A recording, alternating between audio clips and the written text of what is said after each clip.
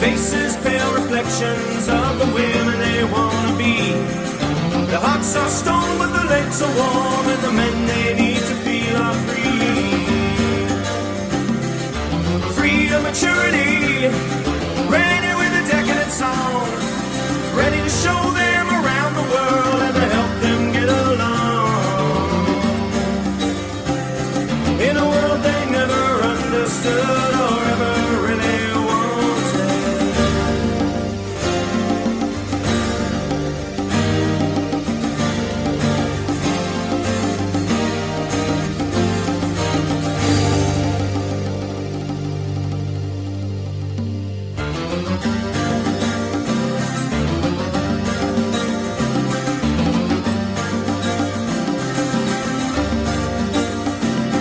Do you know just where you're headed when he takes you for a ride? If your mama knew, what would she do? Would she surely rip your hide? Or would she even care? Would she take away your makeup case and make you wash your hair? Hello. Whoa. What's cracking? Oh, your camera is not on. Oh, shit. You're right. What a dinglebop. I'm a dinglebop. And proud of it. Oops. Oh, what? There we go. That's actually what I want. What's up, everybody? For fudge's sake. What's up, everybody? Don't worry, I'm coming. God damn, dude. Maybe I'm not, actually. Go away. Get out of there. Here we go. Here we go. There he is. There he is. There he is. There's your stinky butthead. The old stinky butthole. Mr. Poopy Butthole. Butthead. I said butthole. I was trying not to be so mean. So cruel. Bobblehead. How you doing, buddy? Good, man. You guys getting all ready for old buddy's The old first feaster? Yes, sir. Get some eggs and stuff. Yeah. Nice. A little something. Is Sorry, he, go ahead. is he toddling around now, or? Oh, yeah. Oh, yeah. Yeah. Okay. Good. Sweet. Yeah, he's And like he loves chocolate. sprinting everywhere. He likes chocolate. We don't give it to him very often. No, so he's gonna have a blast. Yeah. Owen, Owen doesn't really like chocolate, but my mom, for some reason, really got him into Cadbury cream eggs this last month. So, Oh, yeah. the little ones. So he's pretty hyped about Easter. So we nabbed him some of those. Nice. Yeah, buddy. Yeah, buddy. Right Are you on. ready for session 9 Yeah. of the Faded campaign? Silicus. Ready to go. Okay. I'm gonna say we crack straight into it. Yep. I don't even care. I don't even care if people can see or not right now. Okay. Sounds I don't good. care. Okay, so I have a little roundup. So at the end of last session, our hero Silicus was attempting to escape the infested tower near the town of Kingsgrave, only to be skewered by a horrific creature. The world went black again, and he awoke in that same crypt where he first opened his eyes 2 weeks before. He still cannot seem to stay dead, naked and alone. Seemingly alone, he prepares to venture back into the dangerous world. However, he's not truly alone. For upon opening his eyes, he finds himself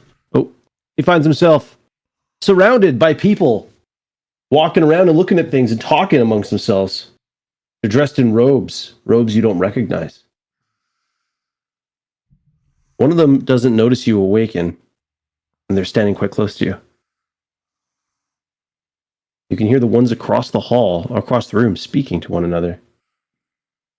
Oh, people can't see the screen. My bad.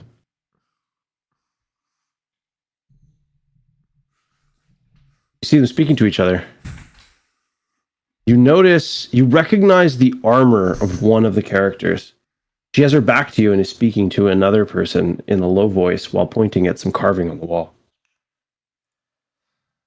That's that looks like, oh, what's her name again? I can't remember her name now. Hadria, is that her name? Hadria, yeah. Hadria, that's correct. All right. Hello there, Hadria. Dude, at your voice, this acolyte leaps back afraid and draws a cudgel, ready to strike, and the others turn. This one jumps to hide. This one turns and steps forward, weapon in hand, and Hadria draws her sword from her belt. And then upon seeing you on the ground naked, averts her eyes and she's like, Silicus, you died again. Yeah. I tried not to. She pulls her cloak from her shoulders, still kind of averting her eyes, and throws it across the room to you. Cover your shame, man. Okay. I wrap it around myself toga style. Okay. Hadria walks over to you, kind of with an admonishing grin on her face, and she goes, "What happened this time?" Well, I was doing pretty good, and then one of those stinky, stupid flies got me with its little sucker. This is in the tower? Yeah. You went alone, didn't you? Yeah.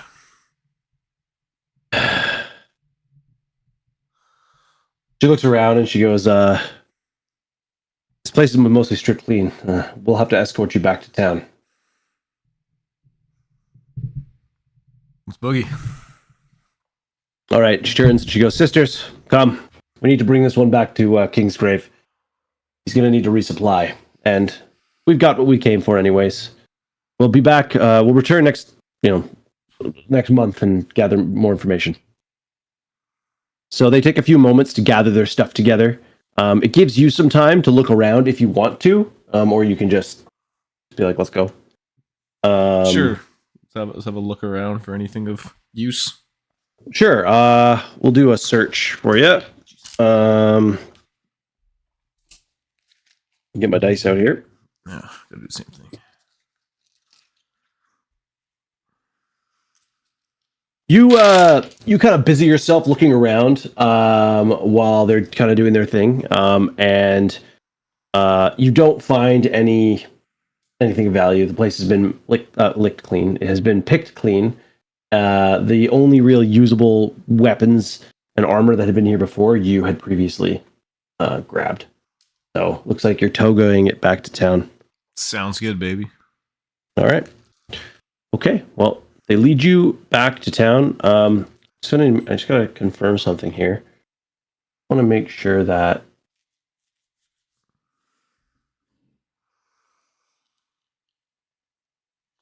I've got your stuff done properly here. Okay. Gonna take us to King's Grave. No, not King's Grave Tower. King's Grave Town. Away we go. I have to delete this version of you because they're no longer there. This looks correct. Yep, is correct.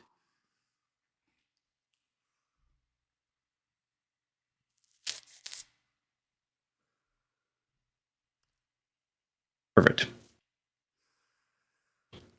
Okay. All right. And I could bring her into. Okay. You guys arrive in town. The acolytes go ahead to bring the research that they found back up to the church ruin, or what's left of the church, anyways. And Hadria just sort of makes small talk with you as you make your way back to town. Okay. You have money in your bank, by the way. Yes. So I need to get myself outfitted. Yeah. So, what do you want to get yourself outfitted with? Because I'll just remind you what's on your body. So your other body has your leather armor. It's got a backpack with everything you're gonna need. Yeah. It's got a potion of healing. Might have more than one, actually. I'm not sure how many you've used. Right now it says only one, but you may have noted down more. And then it's like your axe and your hammer, your war hammer.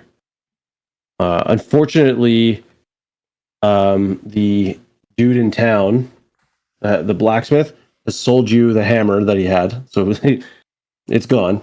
So you could probably get outfitted with like basic gear if you're interested. I need something. Yeah. So let me see. I'll bring up the equipment page here. Venturing gear. So basically, I guess you need to figure out what your plan is. So let's say you Hadria says, "Okay, good luck," and heads off. She's gonna head up to her little spot there. And then you head into the tavern, the Soul's Rest Inn. And it's all dark on my screen. I can't see any of the what? The markers. Oh, I didn't give you vision. Oh, there we go. Better? Yep. Yeah. Yeah, you so yeah, I need to get myself dressed. I need something to survive the travel with, something to defend myself with, and I need to find some goons to come with me. Okay, so let's see. Other equipment.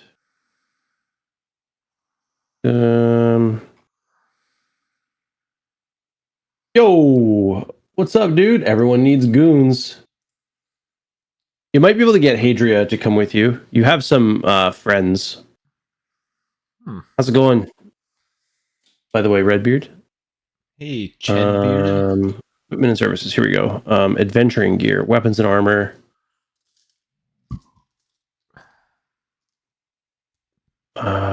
Here's what I'll say. For effectively a single gold piece, you could, or a single gold piece, you can clothe yourself in full set of clothes. You can pick whether it's summer clothes, winter clothes, fall, like, temperate, whatever. Because if you do, like, say for example, you're wearing like regular clothes and you decide to go up into the mountains, you need cold weather clothing to survive in the mountains, right? So you do have to buy different things.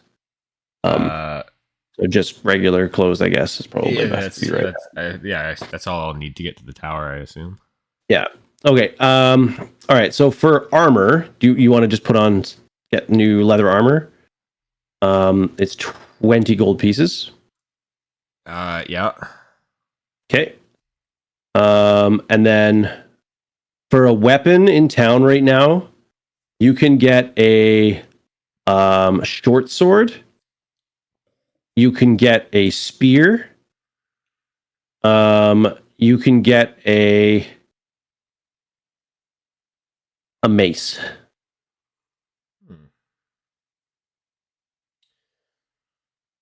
Are they all the same price? No.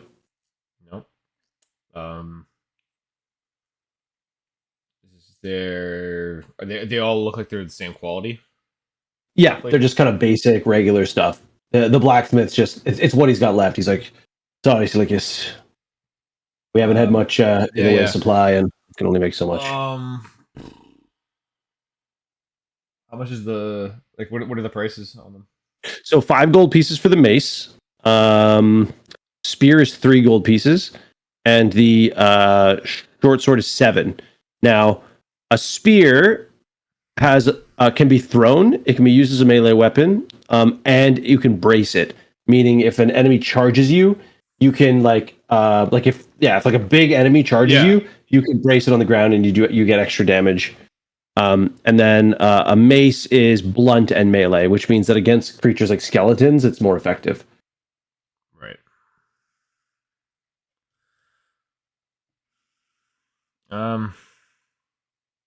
Well, let's go with the short sword.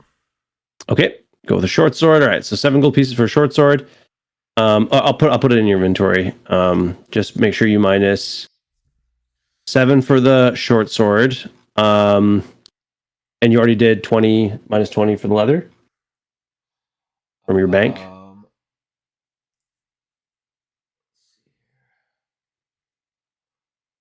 Find where you should be able to edit your bank. It's that thing in the screen there. And you should be in control. Oh, the dollar. The dollar thing, yeah. Oh, of course. Okay, so that was minus 7, minus 27, was it? Yeah, minus 27 total. Okay. Just for that basic gear. Yeah. And there's nothing else, I don't think. Oh yeah, you want to potentially hire some folks. Yeah. So if your hope is to, your best hope is to convince those to help you. Yeah. Otherwise, pay to hire somebody. It's up to you. All right, let's go see if I can get Hadria to give me a hand.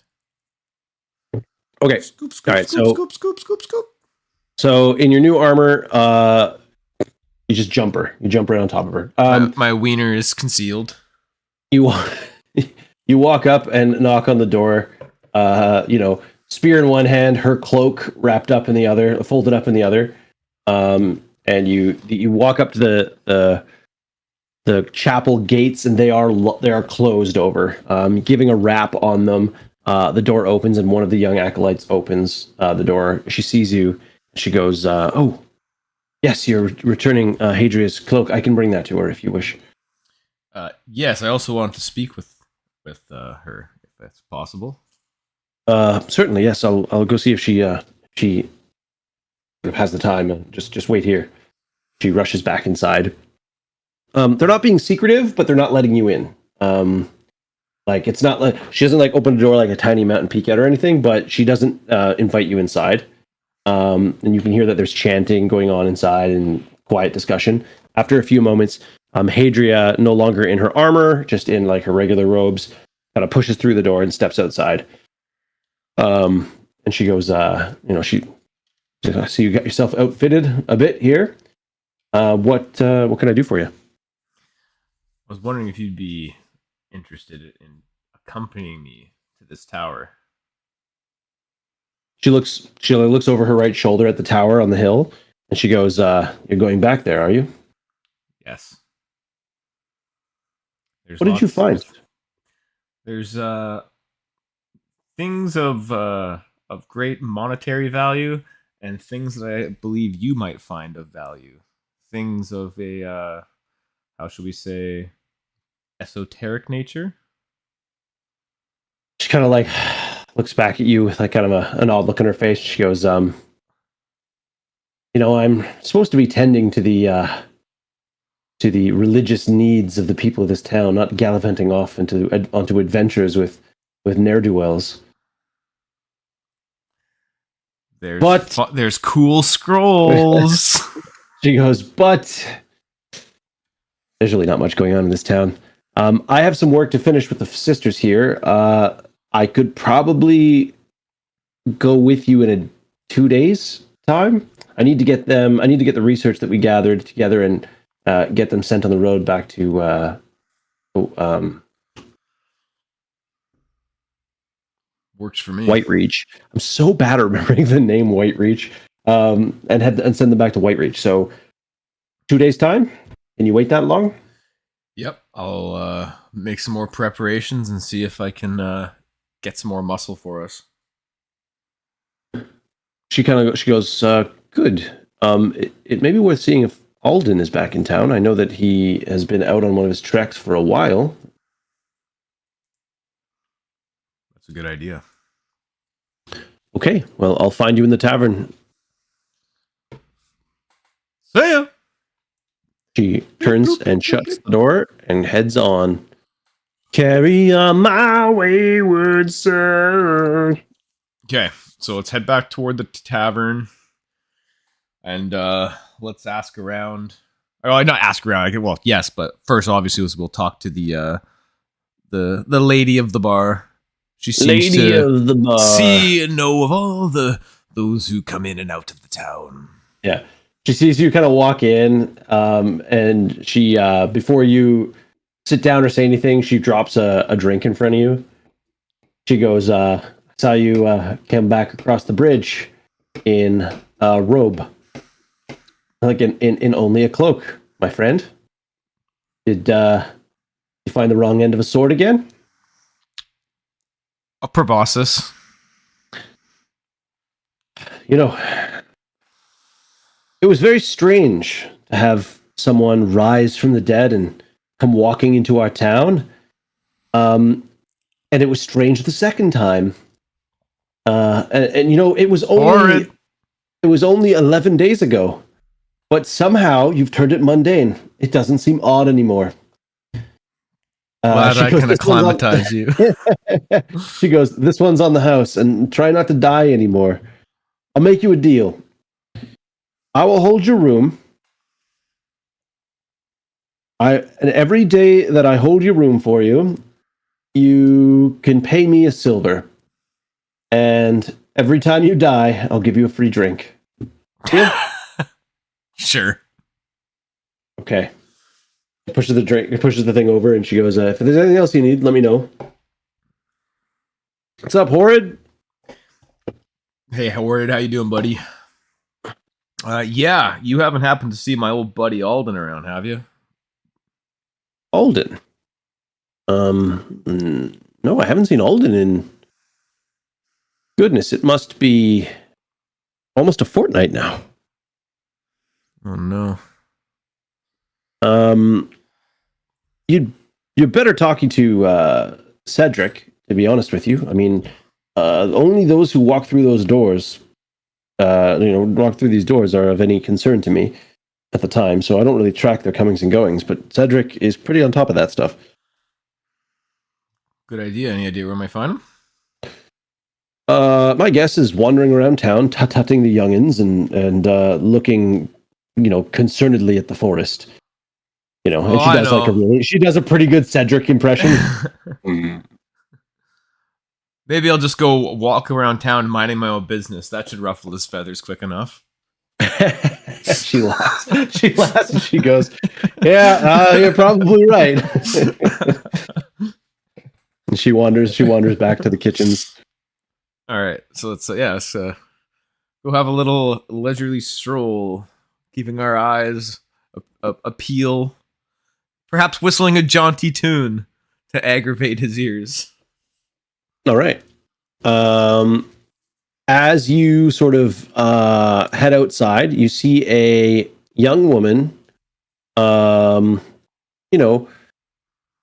She sort of looks like she's hurrying down the road. She has a basket in her hand that's full of herbs. She's sort of heading not out of town, but to like the outskirts of town. You have not seen her before, but she doesn't seem to be drawing anyone else's attention. And after a few minutes of wandering, you spot a couple of guardsmen, just locals in dented helmets and shitty spears. Talking to the man you're looking for, Sir Cedric Holloway, who's clearly wearing his slightly out of date, knightly armor, dented and scratched up, bearing the scars of war. And they're having a conversation. All right, let's mosey our way over toward them. As you approach, Cedric sees you. Your eyes meet. He doesn't really make like an expression or anything, but he gestures to the other two to like carry on. They salute him kind of awkwardly, and he turns to kind of meet your approach.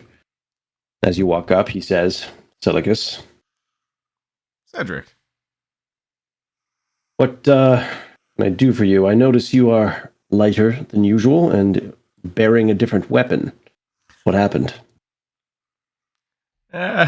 Things got a little sticky with some gigantic flies. So, 1, 2, skip a few. Here I am.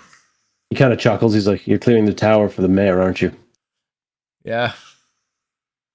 Be careful with that one. Not to say there's anything wrong with the mayor. He's a good man, but he likes to send adventurers on very dangerous adventures, and they tend not to return, which makes you a prized possession for him.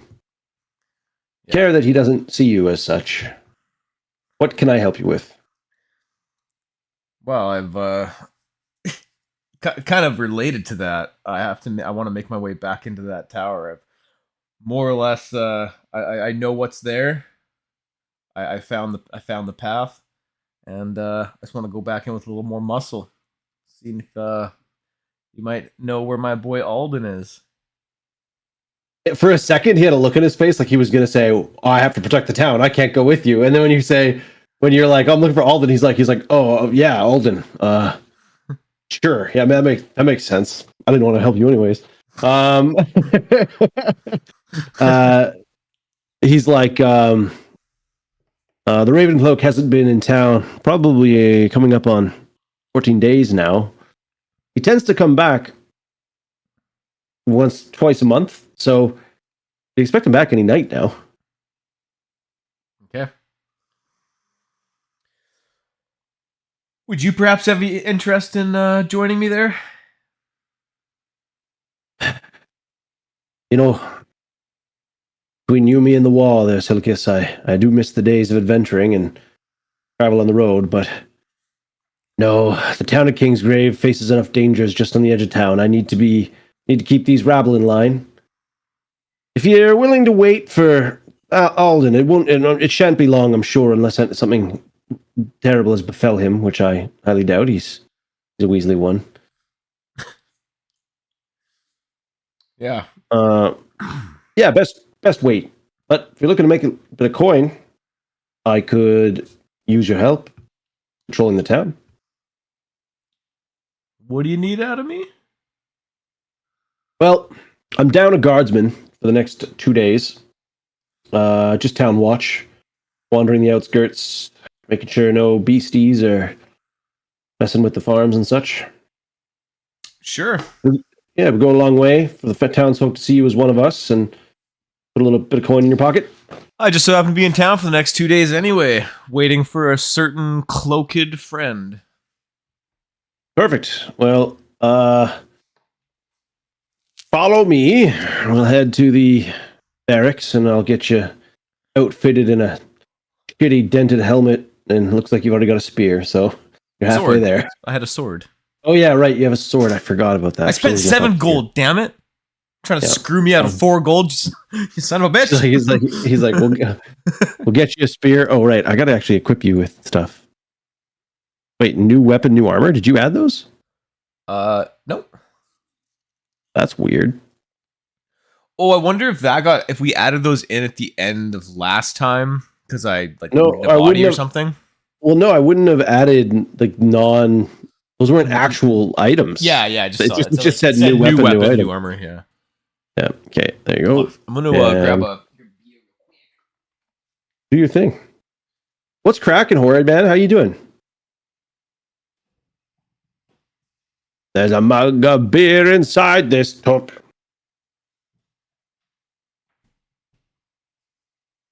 I might as well give him his spear now. He's got a spear now. Sword. No, the guy gave you a spear. Oh, I'm sorry. I didn't know that. Yeah. So he walks you over to the barracks. You come inside. It's just a basic building with a couple of beds. 2 or 3 beds that seem to rotate users. And in the corner, there's a very meager supply of gear. You notice that there is some like decent armor, but it's behind lock and key, and obviously reserved for important use. You notice a rather well-made like longsword mounted beside a rather resplendent suit of armor with a griffin device on the chest plate. And everyone knows locks are only suggestions. Exactly. He walks over and he kind of grabs a couple of helmets, kind of gives them a look, hands you one. He goes, see if that fits. And then he reaches down and picks up a round shield. Let's assume the helmet fits. What's with the sword and this crazy armor here? He kind of glances at you, then at the armor, and he goes, from a bygone age, my friend, from a bygone age. Don't worry about it. And he says, see if that helmet fits. All right, let's try and put the helmet on, I guess. Yep. The helmet fits, and then he hands you a shield. Oh, yeah, you're wearing armor, shield. He wants you to wander around with a spear. And he goes, yeah, so I'll do you a favor. I'll give you the shift from noon to sundown for the next 2 days. It's an easy shift. Sure. Probably better you wander in the light anyways. You don't really know the town the way the others do, so I'm good. Sounds good, pal. All right. Well, we'll see you. I'll see you later. I gotta go talk to the mayor. And he wanders out. He's looking more tired than usual. You've noticed, like, he's not as snippy today as he usually is. Whether that's he's warming up to you, or he's just like, or something's going on. Hands handsome, not gallivanting with nerds. Buy a hat for your hat. Absolutely, everybody. Buy a hat for your hat. Buy a hat for your hat. I love that. Oops. All right. Okay. Hold on. Why is this coming through? Sorry, I gotta turn down Google Chrome. I have it on the lowest possible volume setting, and it's coming through like as loud as your voice. Weird. Yeah, and why does it say this is muted? Nothing's muted. What's going on? I'm so confused. Okay, good thing there's one of these. Oh, there we go. That's so much better. Oh. Okay, sorry. All right. So you're just gonna spend the day doing your rounds. Yeah. I mean, So every hour, supposed to do? I'm gonna give you an option. Okay. The option is do the job, yep. slack on the job, and try not to get caught, or slack on the job and don't give a Like shit just if you get full caught. on fuck the dog. Yeah. Hmm. Yeah. Okay, well let's like wander around, hit on the women, like fucking just hang out in town. Not because really what he wants you to be doing is walking the outskirts of town and sort of like the ruins just outside of town, just to make sure there's no like beasties holed up in them or bandits. But if you're like in the middle of town just hanging out talking to ladies, he's gonna be like, what the fuck, dude? Yeah, of course. Yeah. Well, let's. So how long would you say it would take to do like a round on the outside of the village? 2 hours, 3 hours? Yeah, like 3 hours. Going far enough away from the village and do like a little pass or whatever. That would take me like it'd be like 3 hours of wandering. Yeah. Ruins. Ruins. All right. Yeah. Okay. Well, let's do that then. Let's go for a full walk around the town. I mean, eventually, I'm gonna have to come down toward the bridge, right? Because I'm hitting the river essentially. So that brings me right back to town, and that'll be my excuse to kind of do a little wander, slack for an hour, be like, "Hey, man, I just did I'm just coming. I just had to get some water. Like, I'm just taking a quick breather before I go on the next one. Like, come on." All right. Sounds good. Okay, so the first hour, we're gonna see if you. So you're doing you're being focused. You're a good guardsman first hour. Okay, let's see if you run into any wandering monsters. Oh, right. I should see what the danger of wandering monsters is. Dude,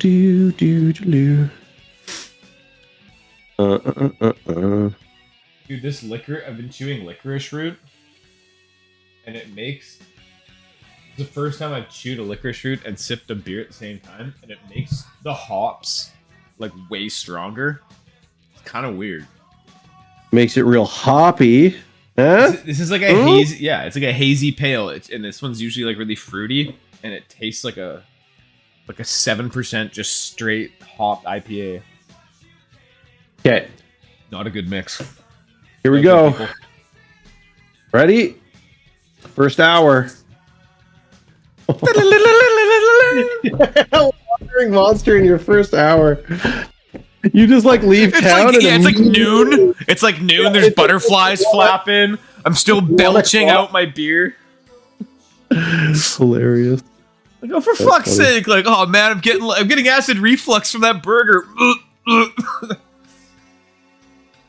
Yep. All right. So, rolling for initiative first.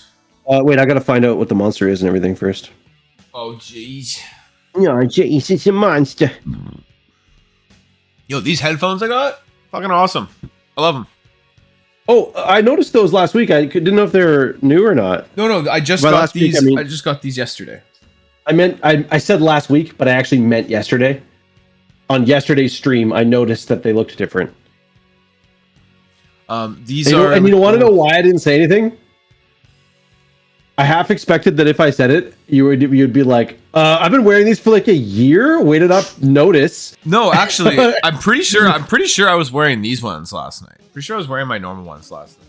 Oh, well, maybe then I didn't notice. That's really funny. It's funny that I made a note that those looked cool, and then. Oh, you know why they looked different yesterday? Because I had to wear them backwards. Remember the audio? Oh yeah, that's right. So I got it sorted out. I figured out what it was. I had like ticked something on the virtual mixer that was not obvious that's what it would do. Yeah, and that's the function of it was to swap left and right. Anyway, here we go. That's sorted out. 134. 134. But yes, very, very. I mean, I'll have to test them for like an actual like game where like hearing is super, super important. But like I was playing them I was playing Contractor Showdown, I was playing Veil, I was playing some Tabor, and they sound way better than the stock Oculus headphones. They're super lightweight, so they don't jiggle when I like whip my head around with the VR headset on. And yeah, 18-hour battery life. Thought that was pretty good. And, so I was like, hey, tonight I don't really need to hear anything except for Lore's sweet, beautiful voice. So I'll see how they work, and I'm very happy, very happy. Well, these are subtables. I see. Weird. Okay. All right. Random encounter. Boop. Go. 7. It's a monster of some kind.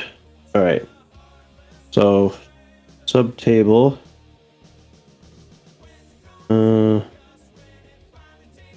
Subtable.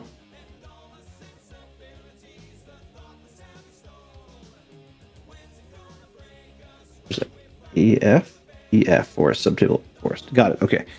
D20. 2 7s. Crazy. What the? There's no way, dude.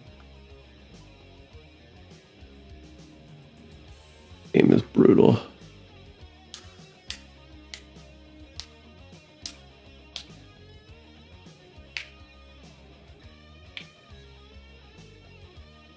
Yeah, there's no way. We can't follow that rule set, like the random encounter rule set that often. I gotta start making my own. It was like there's like a game ending. It's like a final boss. Yeah. It's just roaming the hillside. Well, it's because it's like the game is meant for you to have a party, and essentially for you to like run away. Most of these are like wilderness encounters you'd run into on like the overland map, and 90% of the time you're running away because it's a fucking manticore, right? Like the chance rolls are crazy. I need to make my own encounter tables, which is what I'm going to do right now. So I'm going to roll for the encounters I think they should be. A manticore. That's ooh. Yeah, I wouldn't want to run into that. I'd be terrified. Oh, there's some AI generated manticores. There's always AI generated shit now. I know. That one is sick. That's just like a hand drawn one that someone did. That's really cool. Yeah, a manticore. You're right. A manticore would devour this whole town easily. That I want to pull that. That's so sick. Really cool. Shout outs to who is this?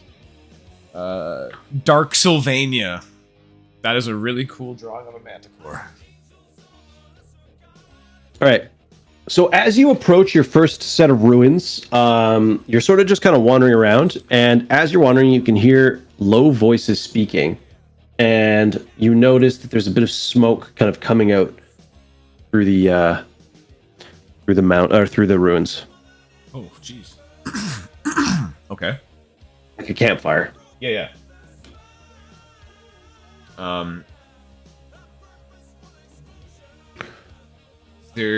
Okay. I want to kind of skirt the outside of this, keep my distance, just to see if I can see an angle on where the smoke is coming from. Like, is there some way I can get line of sight to the fire? I'm assuming it's out. It's like out in the middle of that little courtyard or something there. Just 1 second. Yeah. It's kind of like, assume it's kind of like behind there. You want to get a peek in kind of thing? Yeah, they kind of just start, like kind of skirt around the, start kind of kiting it, seeing like, Yeah. So as you're kind of doing that, you notice that there are 2 humans in kind of raggedy leather armor. They look a little rough, crouched beside a small cook fire. You're probably like, at this point, you're about an hour outside of town. And they have weapons at their hip, and sort of gathered up packs. You notice that there is a spyglass on one of their hips. Okay. They haven't really noticed you. Yeah. Okay. Well, I'm gonna just go back to town. All right.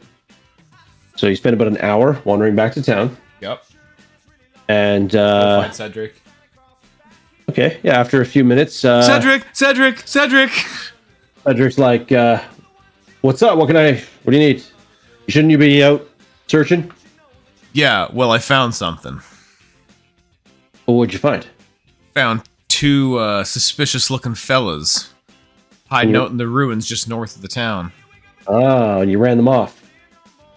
No, I came back here. I didn't want to get done in. There's Kinda two of looked at them and you. one of me. They were armed. Yeah, arms. Okay. Yeah, there's probably bandits. Were they keeping an eye on town? Do you think, or? I would imagine so. One had a spyglass. They had a little fire. Looks like they've been camping out here for a little bit. They're getting cozy. He's like, Let's grab a couple bodies and go do them in. we don't need any more than you and I. And he walks over to the barracks, Dude.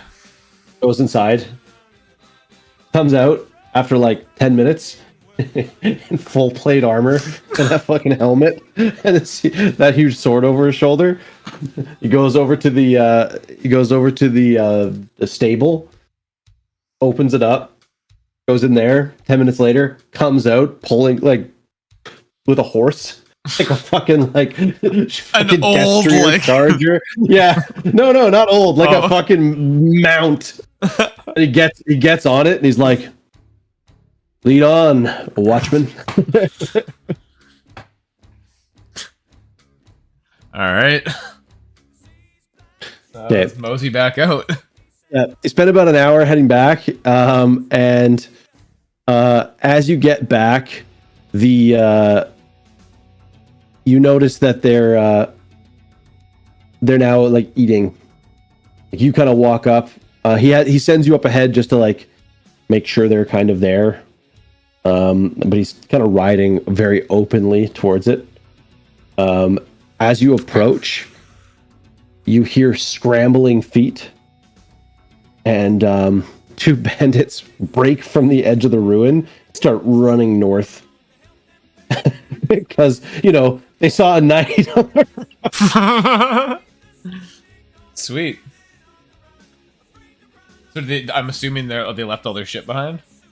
Well, one of them's like carrying something. They're just kind of running pretty like intensely down the road for some reason. Before you can really react, like you sort of think about to chase them, then you hear the sounds of pounding hooves. Looking over your shoulder, fucking Cedric just charges past you and with a spear in hand, like a lance, and you just kind of stop. You kind of jog to slow. Oh as God. He runs one down, and like the guy like bounces off the side of the horse and tumbles to the ground and rolls, drops all his shit, and you hear him yell over your shoulder, like grab him. And then the other one, he just fucking rides down, like just skewers with the lance. Holy fuck. Jesus. This guy's metal as fuck. Yo, Cedric, you're the man. I used to hate you, dude. You rule. You fucking rule, Cedric.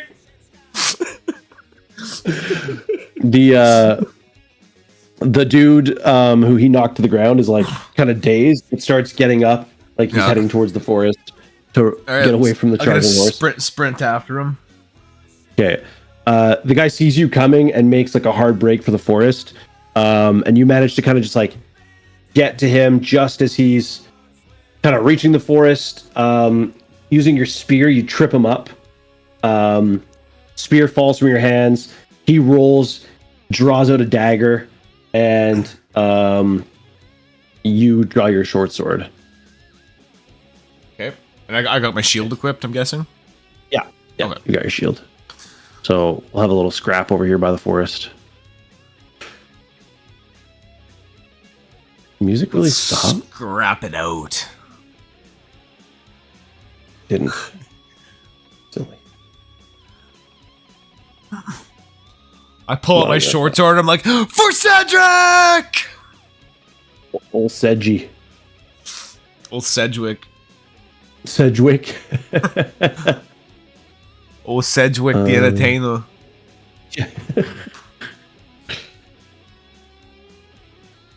It's like you're...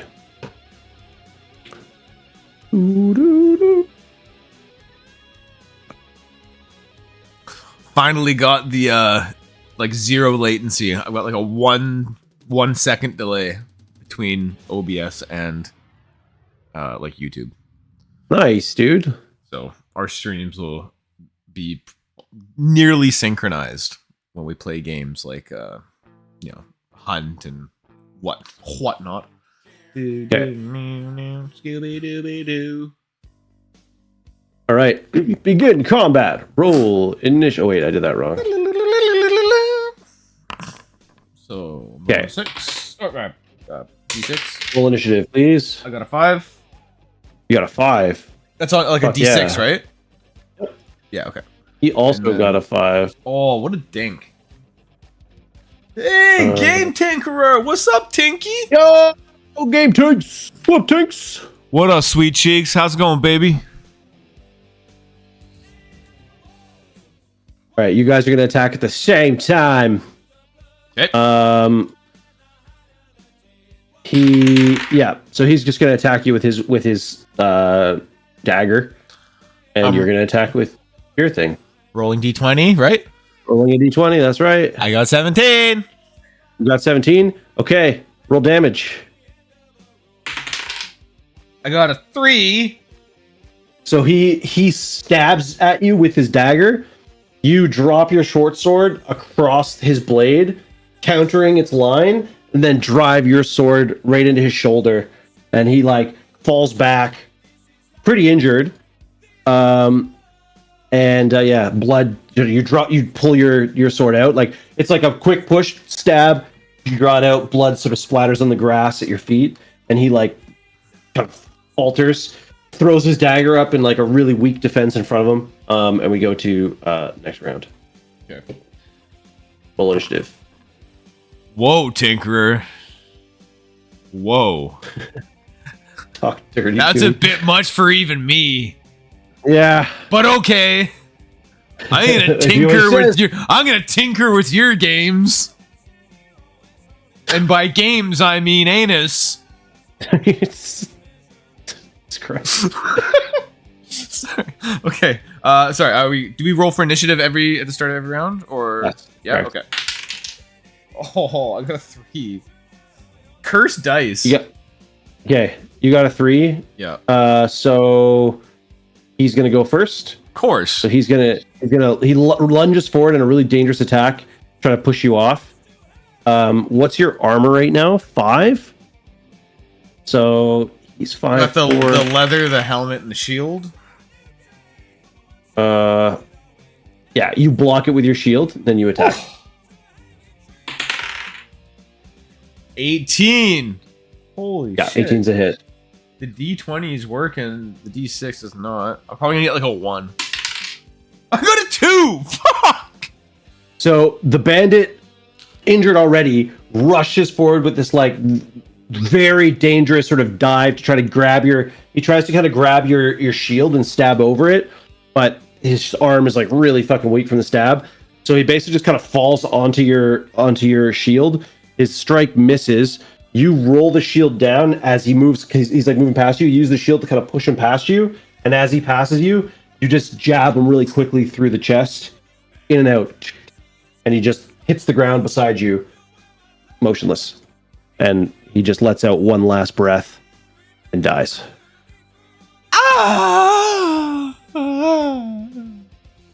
You hear the sounds of horse hooves beat up towards you, and like looking over your shoulder, you see this like imposing figure on a mounted on this horse with a full helmet, visor down, and you hear him go, and he puts the thing up and he goes, "Silicus, when I told you to catch him, I meant tie him up, not stab him twice until he dies.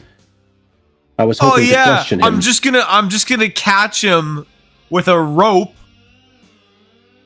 The dude is trying to stab me with a knife, man. Give me a break. So he had a dagger. That's fine. They weren't going to tell us much anyways. I'll send one of the scouts out to find their base. He kind of looks around. He's like, "That was fun." So He goes, you thinking you might want to come to that tower now, eh? He goes, I'll leave that one to you. Finish up your rounds. And he pulls the horse around and carries on down towards the city. All right. Well, hey Tinker, thanks for stopping by, buddy. It's always great. Thanks for the Good night, pop Tinks. in. Appreciate it very much, man. I hope you sleep well, my sweet prince. Sleep well, sweet prince. Okay, well, let's see what these guys drop, because that one guy dropped all his crap, and this guy obviously may have had something, and let's check out their camp too.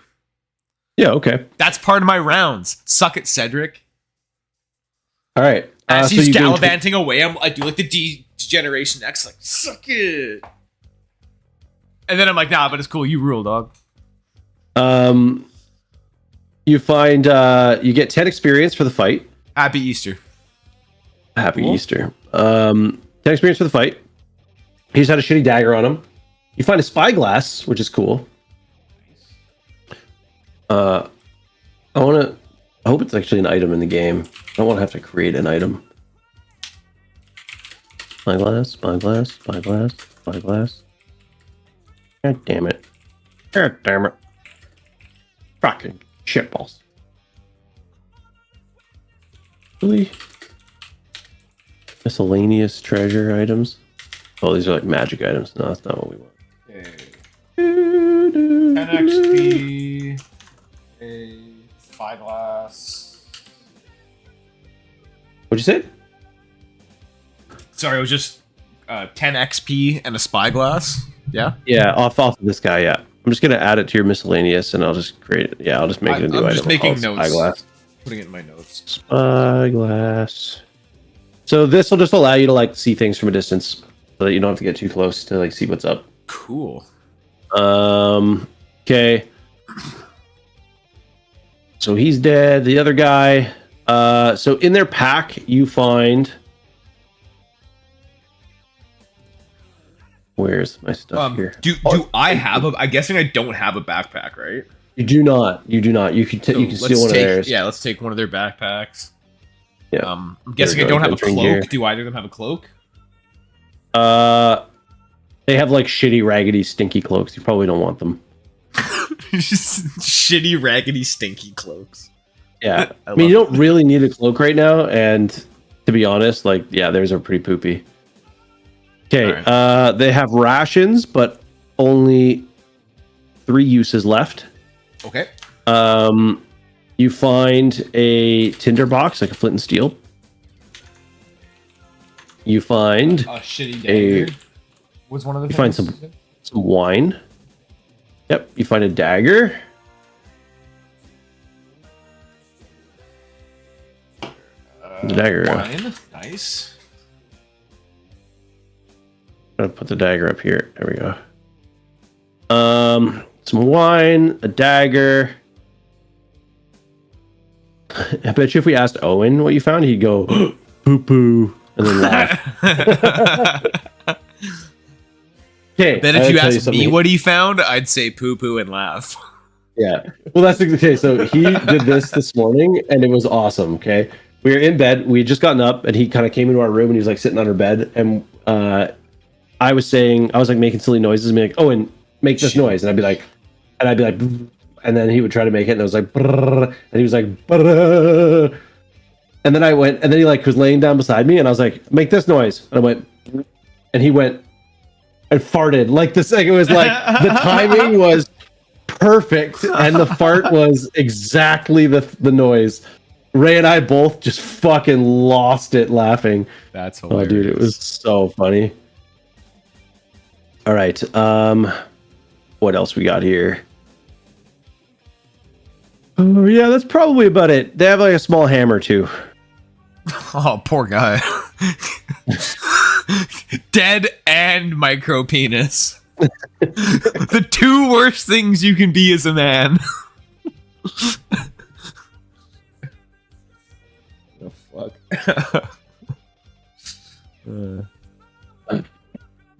That meme I sent you, the cuck chair.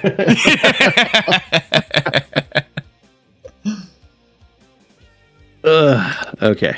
Hilarious. All right. So yeah, now you got their backpack, some of their shitty gear, and they don't have any money on them or anything. Okay. That's okay. All right. So finish off your rounds. Yep. Yes. Okay. Next hour, nothing happens. Whew. Next hour. Ooh, another encounter. Oh, for crying out loud. Oh, well, at least keeps things interesting. Yep.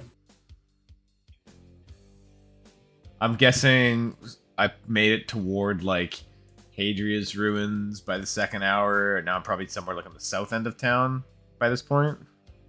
Yeah, sure. Let's the throw third you hour-ish, southern- like- we'll put you by the southern ruins. Like, yeah, like somewhere I'll put you down here. Oh, yeah, sure. Whoa. Okay. Why? Oh, no, I see two of me. What happened? Just refresh. Oh, okay. Oh, there we go. Okay, I didn't know that was a thing. All right. Okie doke.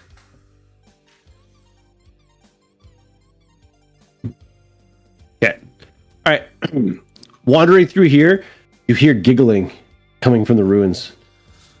Oh, God. And it is starting to, the sun is starting to drop. You're kind of wandering through these like old overgrown ruins. And you hear like giggling off to your left. Okay. And as you kind of like move in that direction, just to sort of see, like kind of like looking down. Hold on, the music is like way not correct music right now. Hey, it's all good, man. I just had like a sweet fucking piano, like jazz piano solo playing at the end of a fucking song. Nice. Yeah, peering into the darkness, within this like ruined building, you then hear giggling behind you from another building. Oh, God. Run! Yeah. Gripping your spear in hand, you hear shuffling from another building. You realize you're surrounded.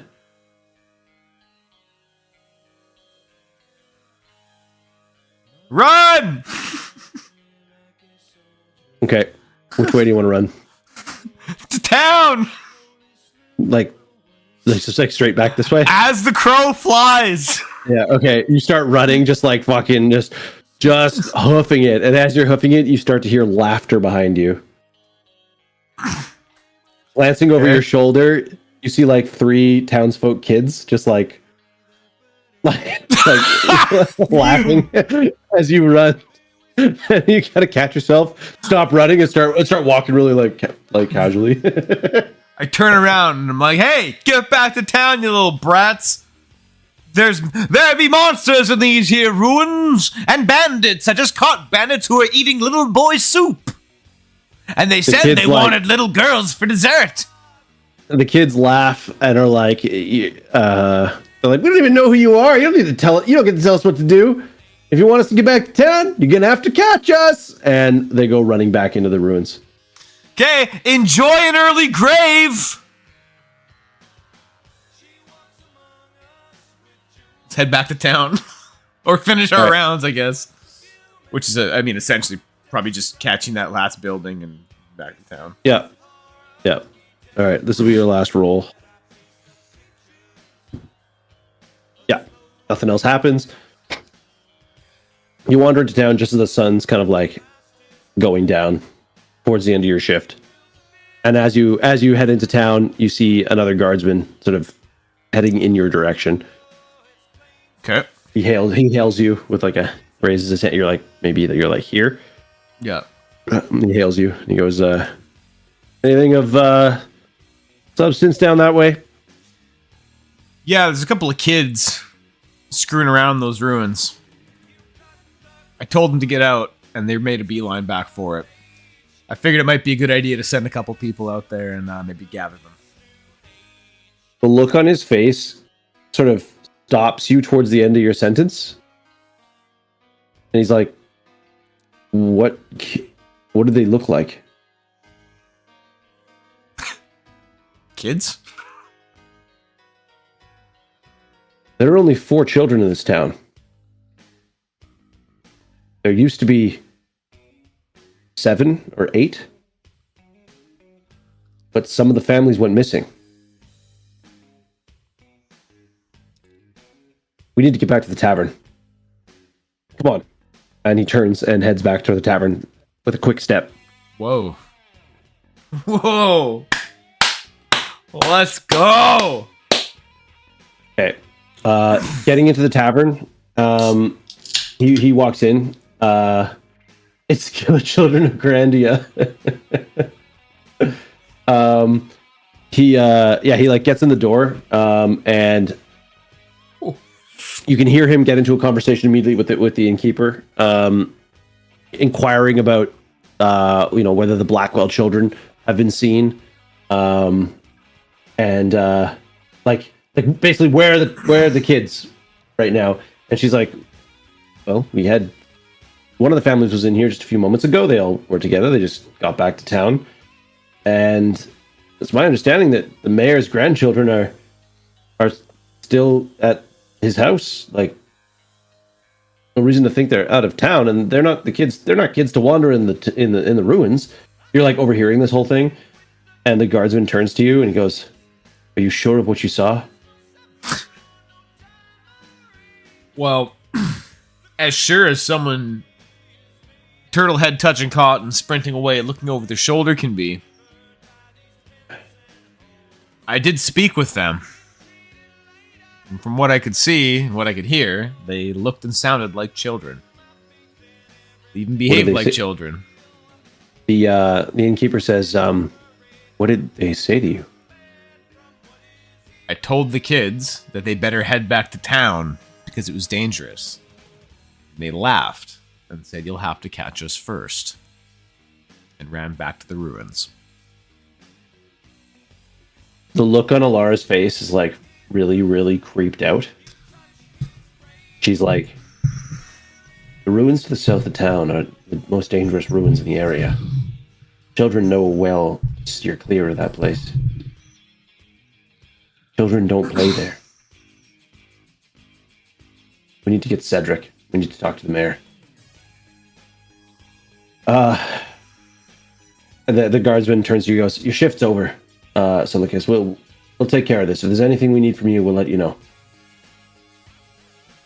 Hey, it's personal now. It's personal. All right. Okay. So after a few moments, or minutes, or 10 minutes, 50 minutes, some food is given to you while you're waiting, and eventually appears a large number of the townsfolk, including the mayor, his grandchildren, and all of the other children that are currently accounted for in town are brought into the inn. Their parents look angry or distressed, and the mayor asks you almost immediately, "Are any of these the children that you saw?" You don't recognize any of these children. Okay. Absolutely not. There's like a long quiet, just sort of like crosses through the room, and the mayor says, "You may have heard that we've had some missing townsfolk.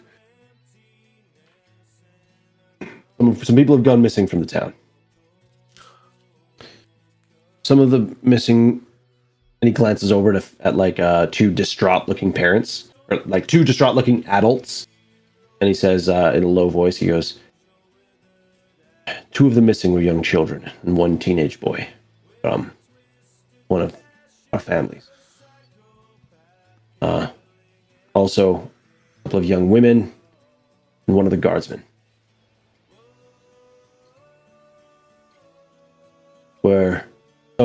What I will say is, the children that you saw was one teenager, one teenage boy, one little girl, and one little boy." Oh, okay. So he says, "Hey, what's up, Droll Shoal? What's going on, dude? Ahoy, ahoy! Ahoy, ahoy." The mayor turns to you and he goes, "The one who spoke to you, young child or? I'm not sure which one spoke to me. We'll say the oldest one. Oh, okay. No, it was appeared to be a teenage boy. There's like a kind of a voice cuts through the room, and it's the man that's in the corner that he glanced at, and he goes, "We need to put a search party together and head to the ruins now. They could be out there. They might still be playing a game." And a couple of people like turn to him, like in quiet voices, seem to be trying to calm him down. You catch a few words here and there, basically being like, "It's been months, Alan. They're not playing a game. Whatever is in the ruins, it's not your children." Suddenly, the energy in the tavern turns in such a way that you become very aware of the darkening sky outside and the small amount of light in here. Suddenly, every shadow in the room feels longer and deeper, less comfortable and warm than it was before.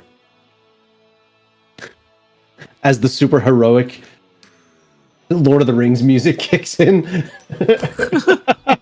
Like the super strong leitmotif from Lord of the Rings started playing right as I started describing the dark shadows. Oh, that's funny. Okay. Yeah. At about that moment, there is a well, sort of at right at the end of that silence, the door of the inn pushes open, and a few people jump. Many people turn to face it, and standing in the doorway, Alden, you son of a bitch! You're like it's a 4-year-old child with chocolate all over his face. No, it's Alden, the Ravencloak. Yeah. He kind of gets he sort of steps into the light and closes the door behind him. He looks around and he goes, "What's going on here?" Dude, this is the best timing. He looks, he goes, "Silicus, good to see you alive." And he kind of looks at note again. You tell that he notes that you're wearing different clothes than the last time he saw you, which is different clothes than the last time. Yeah. last time he saw you. And I give him one of these. I'm just like,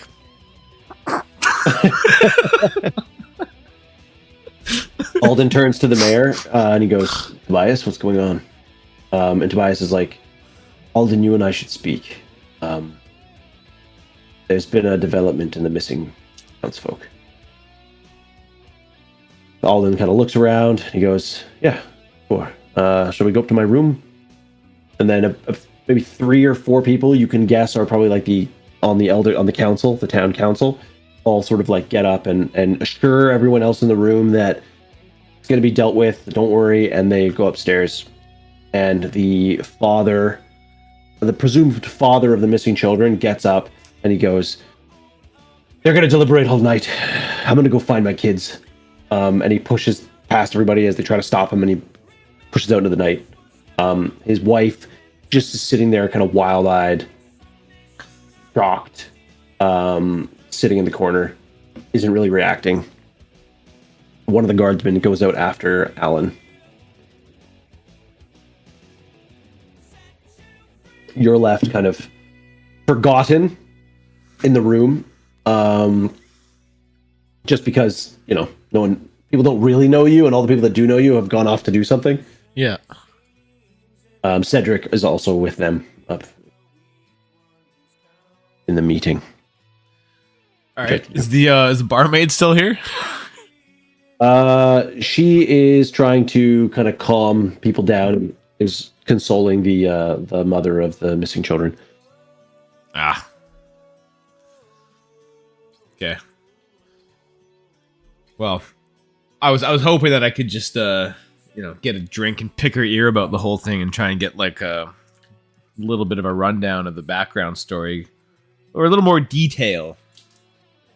Well, there are people there are people who are just kind of here. talking amongst themselves. You could try to eavesdrop, or you could try to talk to any of them. The tavern's quite full. As far as you can tell, it's almost everyone in town, except for maybe the farms. All right. Well, let's just have a listen about. Okay. Let's do one of those moments in like a crappy CGI Marvel movie where like the main character closes their eyes and then everything around them like goes like all weirdly filtered. And then all of a sudden they see all the different conversations happening around them and their eyeballs are like twitching really fast when they close eyelids. I'm doing that shit. You're like, okay, roll 1d20. No. The community episode where one of the board member guys says he's like, I can read minds, and he's like, and he does that thing where he tries to figure out where they've gone, and he like he says he's gonna read the minds of the other two characters. Do you remember that? Oh no, I don't. Dude, it's so fucking funny. Like he goes, he like sits across them, and he's like, attaboy, Redbeard. And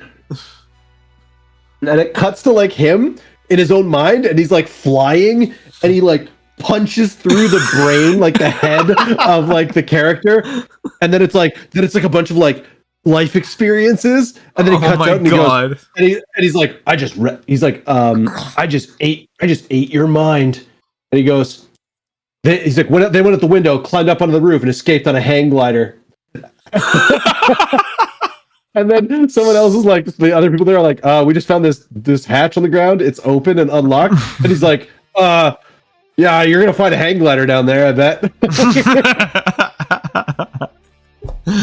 Oh, fucking awesome. Funny. Hang gliding. Certainly paints a picture. Yeah. Okay. So yes, you eavesdrop to some people talking. And you okay? Yeah, I dropped my dice. His eyes start twitching, wakes up. I know Kung Fu. Typing is hard. That's 100%. Okay. So one of them goes like,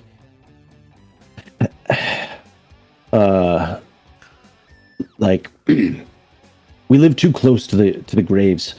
You've all seen it, the dancing lights that sit out over the barrows.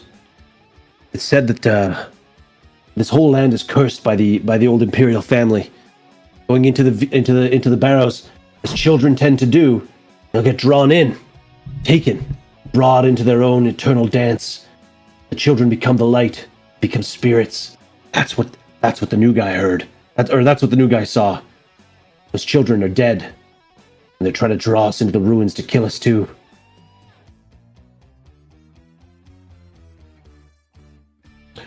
I love the idea based on your face that you're eavesdropping, and then you're like, you fucking idiot.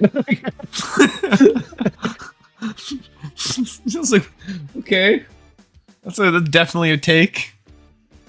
Okay, I'm assuming that's just one conversation. Can I continue to like try and hear other ones that maybe seem a little more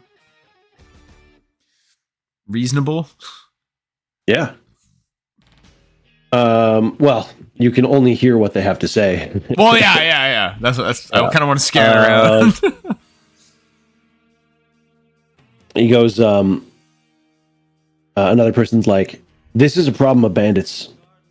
I think that newcomer just thought he heard something, or maybe he just heard the children playing in town and thought they were the voices were echoing through the ruins. The only danger to this town right now are mundane monsters and goblins and the like, and the bandits in the north and south. People are just paranoid. Those children are dead, taken and killed by the bandits, maybe sold into slavery, and Lord knows what else, or gods know what else. This isn't anything to get all bent out of shape for, and Alan's going to get himself killed wandering out there by himself.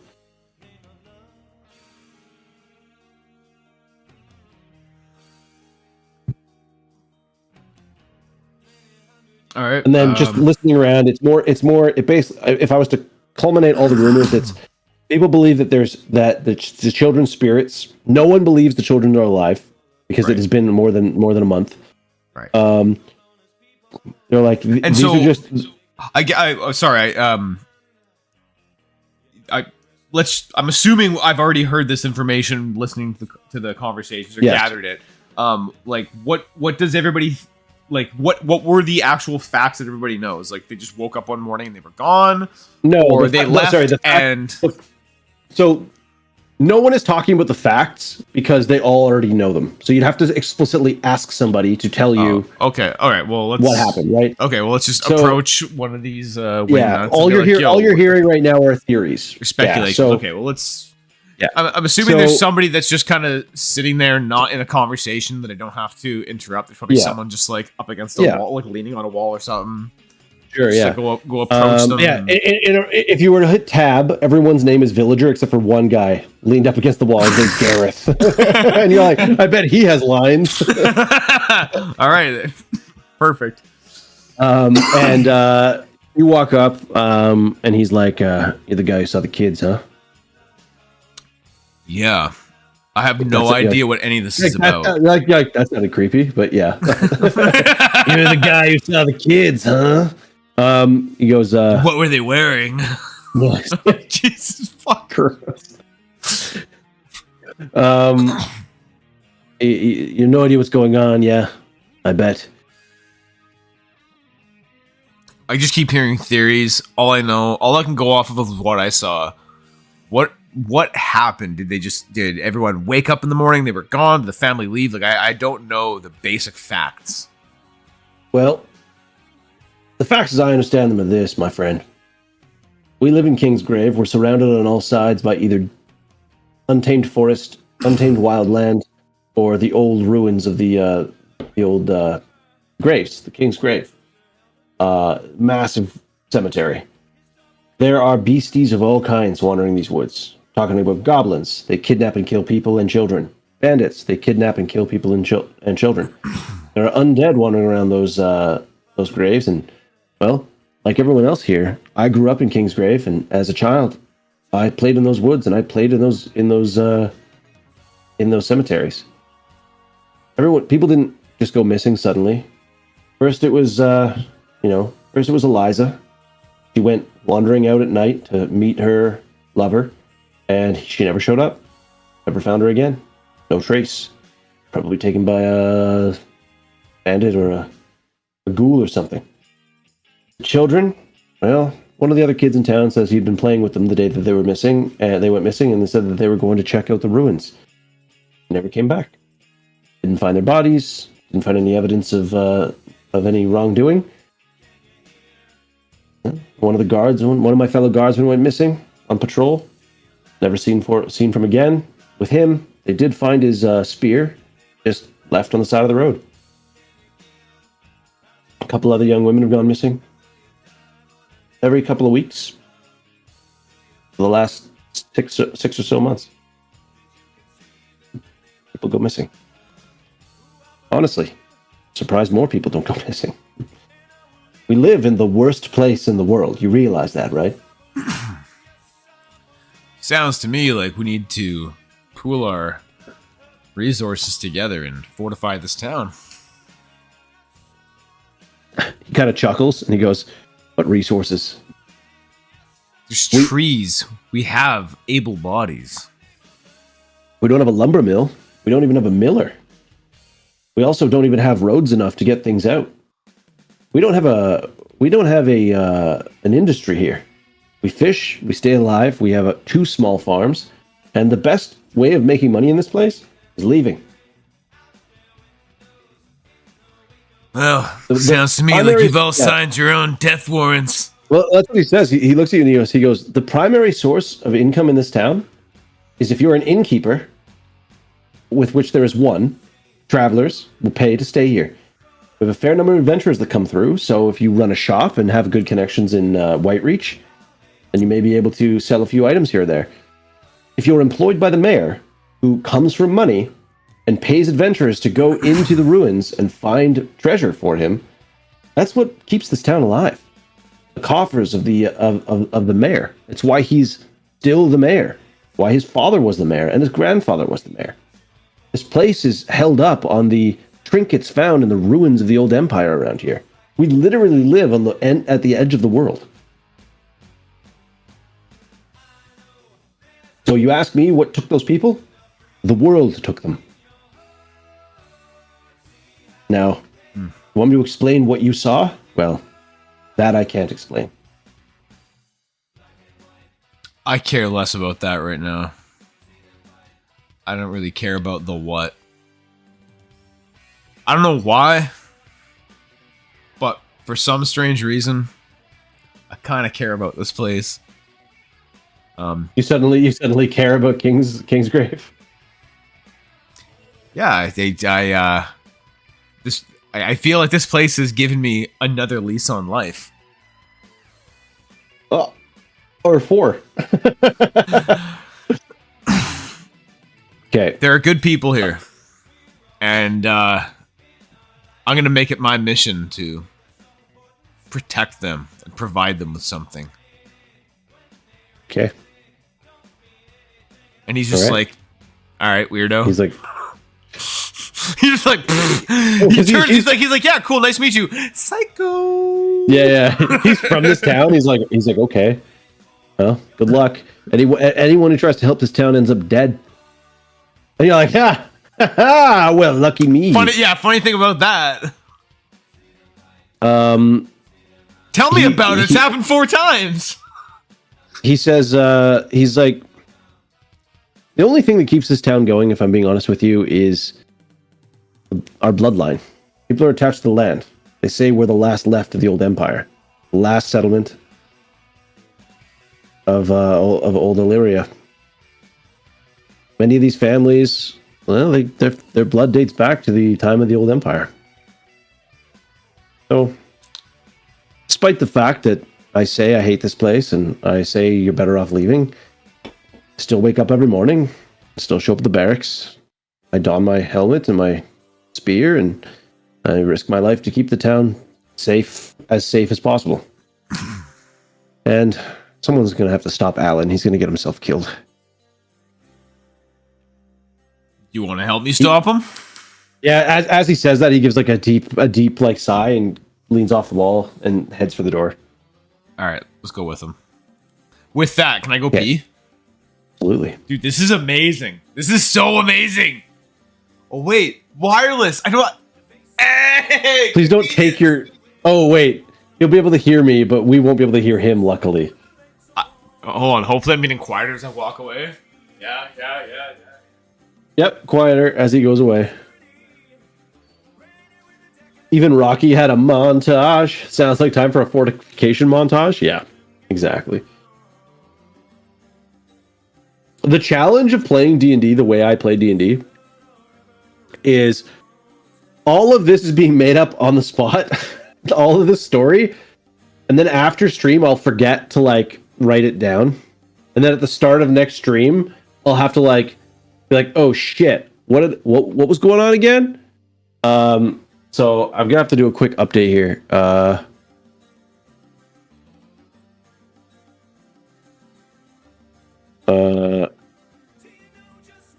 Silicus heard voices and saw kids in ruins. Kids were the missing ones. Don't know what he actually saw. Alan, father, missing kids, goes off. Goes off looking. Rest of town, unsure what to do. Silicus's heart grew 3 sizes that day. Seems like a good, right? That seems correct.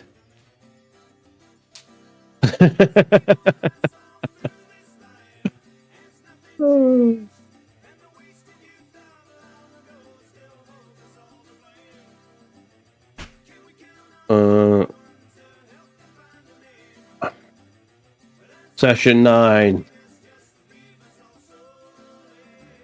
Okay.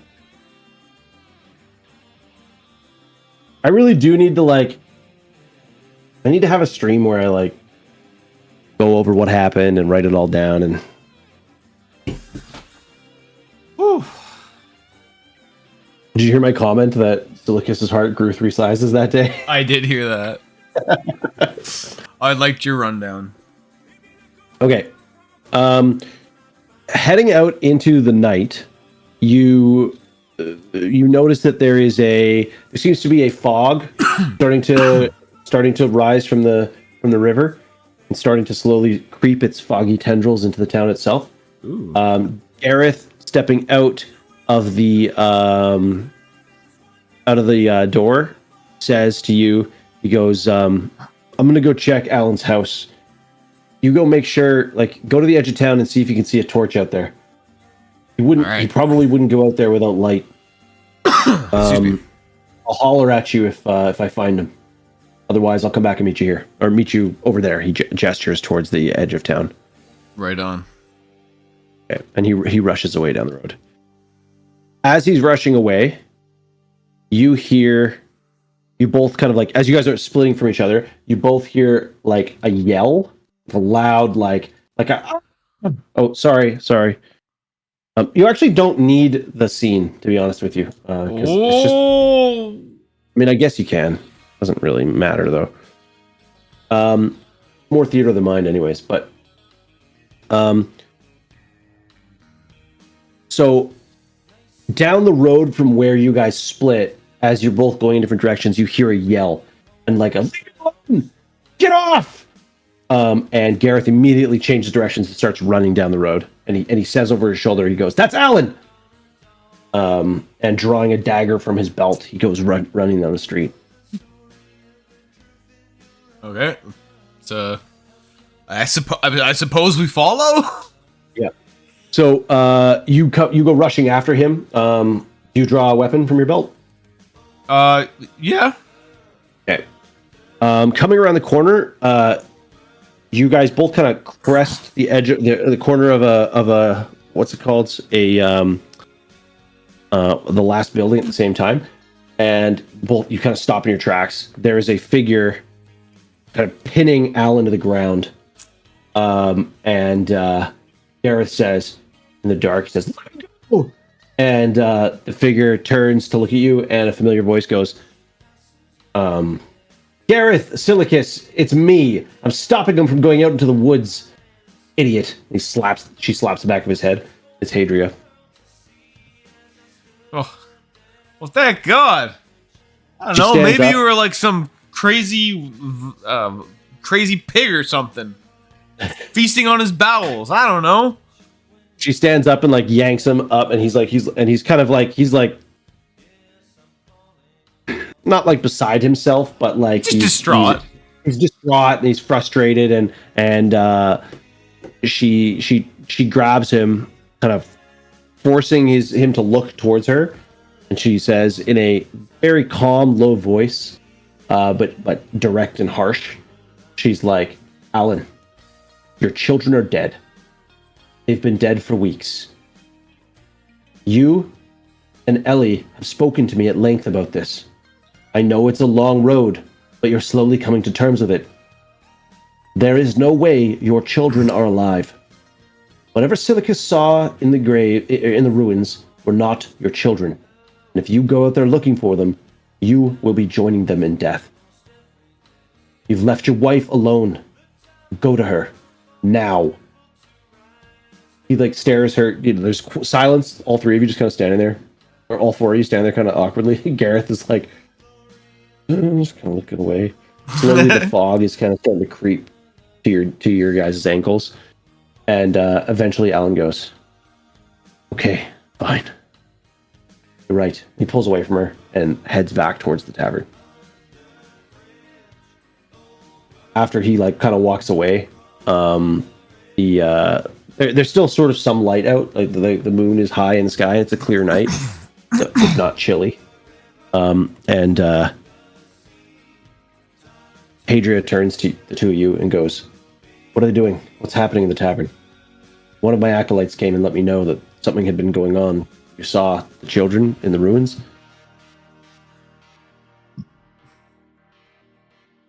Yeah, I guess I kind of fucked everything up.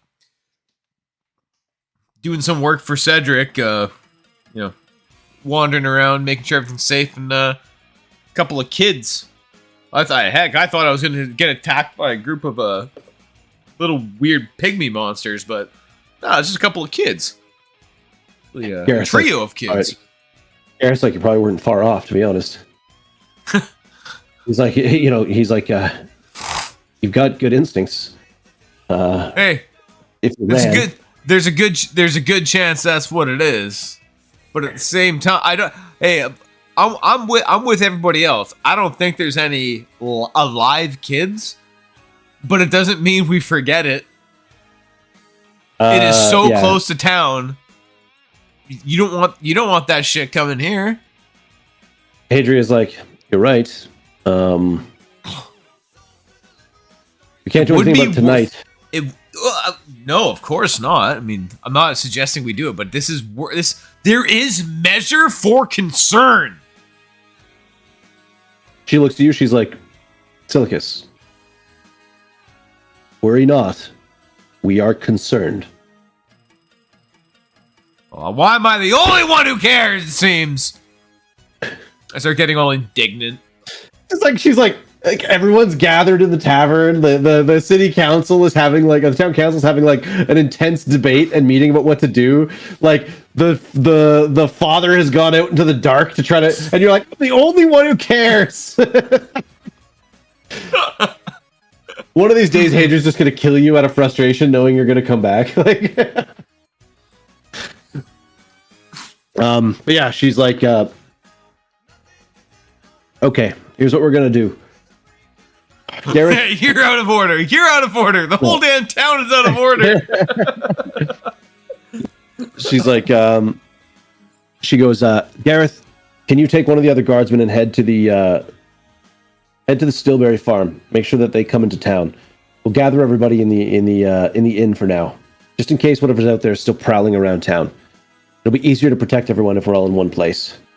We'll go to the Mayfair farm. Silicus, come with me. Gareth kind of agrees and walks off to find another guardsman. And Hadria starts heading towards this place, the chapel. And as she's walking up there, she goes, I have to get my gear before I head back into town. And I need to let the acolytes know they need to head back down to the tavern. Okay. As you guys head towards the chapel, you notice now the fog is starting to get thicker and thicker. It's no longer swirling around just your feet. In certain parts, it's all the way up to your waist or your chest, and it's like thick fog. It's starting to get hard to see the sky. Jeez. As you approach the chapel, you notice that the light is spilling out from the wide open doors. Hadria, she doesn't say anything, but you notice that there's a shift in her demeanor and the speed at which she's walking. And you both kind of speed up, and without really speaking about it, suddenly, the two of you kind of break into a jog, and then a rush as you make your way up the steps into the old chapel. Pushing your way through the doors, you find a scene of disarray. The pews are thrown about. There is dirt, mud, and blood on the floors. There are sheafs of paper torn up and thrown about. And not a single one of her acolytes here. Panicked, she rushes into the back room. And after a few moments comes out, white-faced.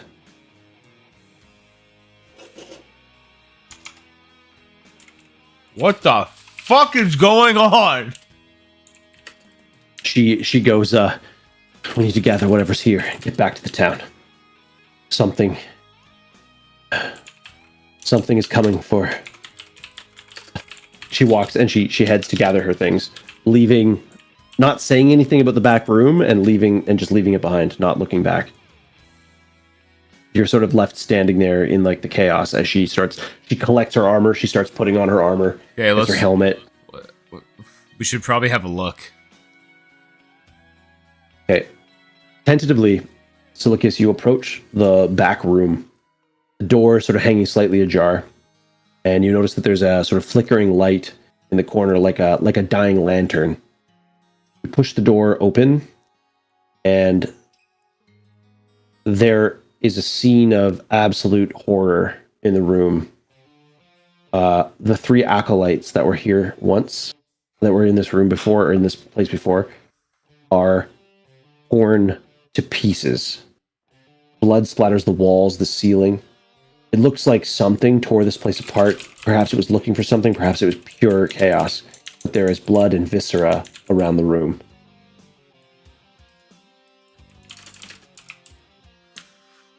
All right. You could take a closer look if you want. Or you can not. I mean, it's probably worth it. It might not be, but I mean, the due diligence, I guess. Okay. Yeah. If I have to light up a torch to make it easier to see what's going on, you know. Sure. Okay. Yep. You light up a torch, and you, for lack of a better word, wade into the room. Oh. And at first you try to stop your boots from getting bloody, but there's just no way around it. And within a few moments, you're just making your way into this horror show. Nothing seems clear to you about what's going on here until you notice that these people weren't cleanly cut to pieces. They were torn to pieces. And in several places on major limbs, you see claw marks, like deep gouging claw marks. And stuck inside one of them, you see what looks like a long fingernail, sharp, jagged and sharp, has ripped off inside thigh of one of the acolytes. You also notice bite marks, puncturing teeth. Okay. But what you also notice on two of the hands, like arms, hands. Let's go. Is you don't see a lot of defensive wounds.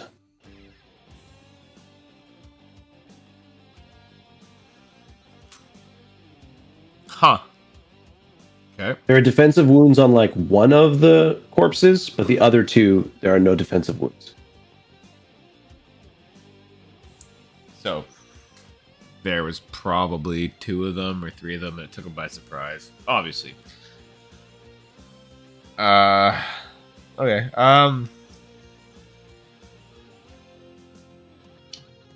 Once you stick your hand into a pile of goo, Who was your best friend's face?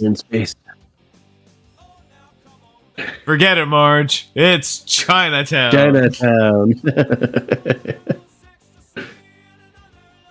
Okay. Dude, that peach cream ale is so fucking good. Yeah, it is. That was my last one, unfortunately.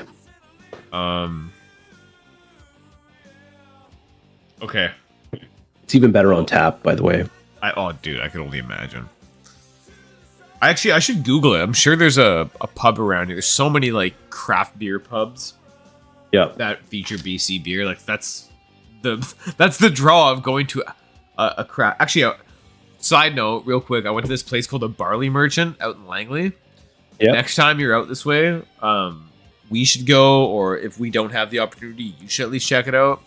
Yeah. Really, really good food, and they have like 50 different beers on tap, and they're Nice. all like crazy local from like all around, all different breweries.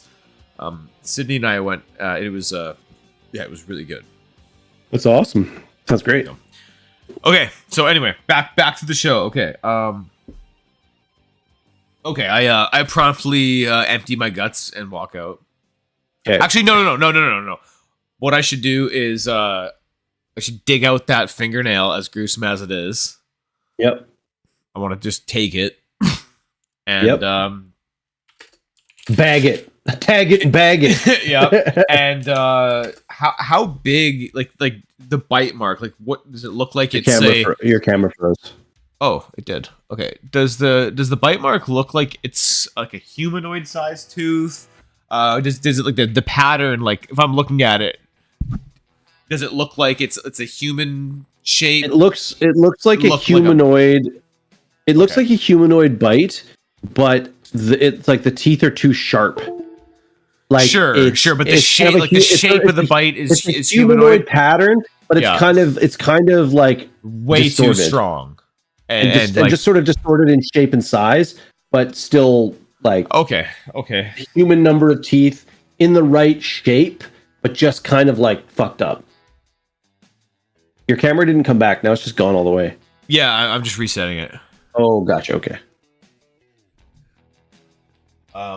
Okay. All right. Yeah. We took the fingernail. We checked it out, so we know it's kind of like a humanoidish thing. I don't know. It's just gonna decide what it wants to come back. Okay. So let's back out of the room then. I guess that's it.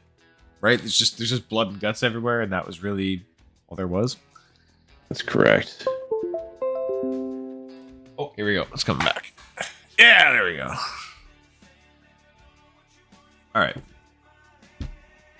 right. So we'll head back into the room with Hadria and Gareth, I suppose his name is, or maybe he's fucked off at this point. I don't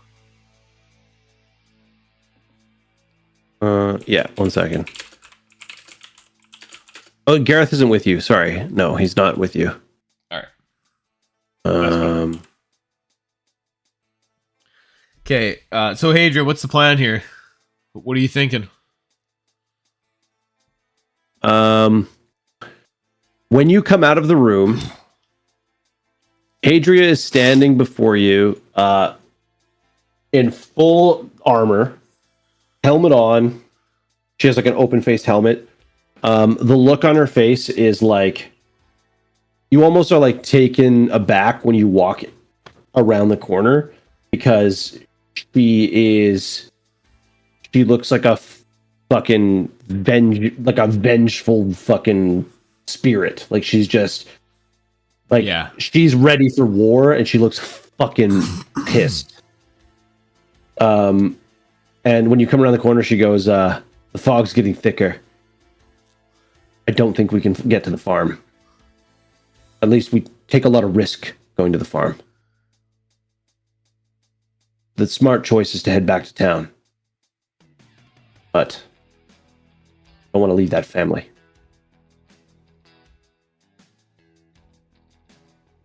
What do you think, Silicus?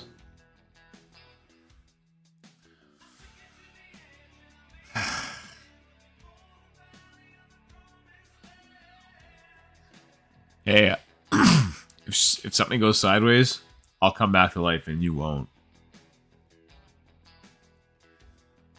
She nods. At the very least, if I can sacrifice myself to get them out of there, it's worth it. She looks at you long and hard.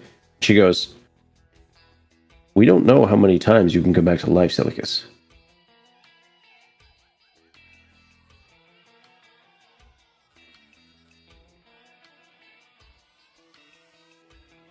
There may be only so much sand in your hourglass.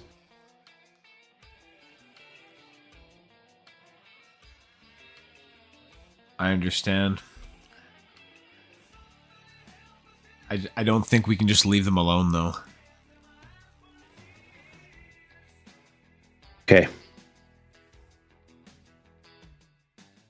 I'll show you how to get to the farm. I'll head back to the inn, and I'll have the mayor ring the town bell. Follow the sound if the fog gets too loud or too thick. Yep. Okay. Be ready? Just remember, there's something out there. Yeah. Don't assume you're hearing things. I see your fancy armor. You got anything like that for me around here? She kind of looks around and she goes,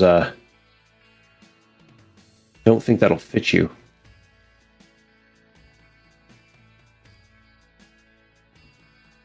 All right.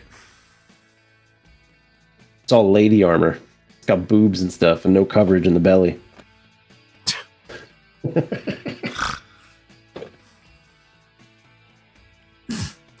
Hey, I'm a thief. I guess I'll just have to sneak around, huh?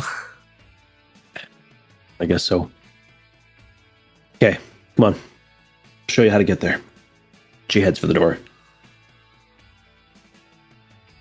Now that you get outside after this, it's just you can't even see the town. Like it's thick fog. You can barely see, 30, 40 feet in front of you, maybe less. Luckily, you guys, she leads you down from the sort of small hill that the chapel is on onto a clear dirt road with wagon tracks in it. She gestures to the right. She goes, following this road will lead you directly to the cobbles that will then lead you to the tavern.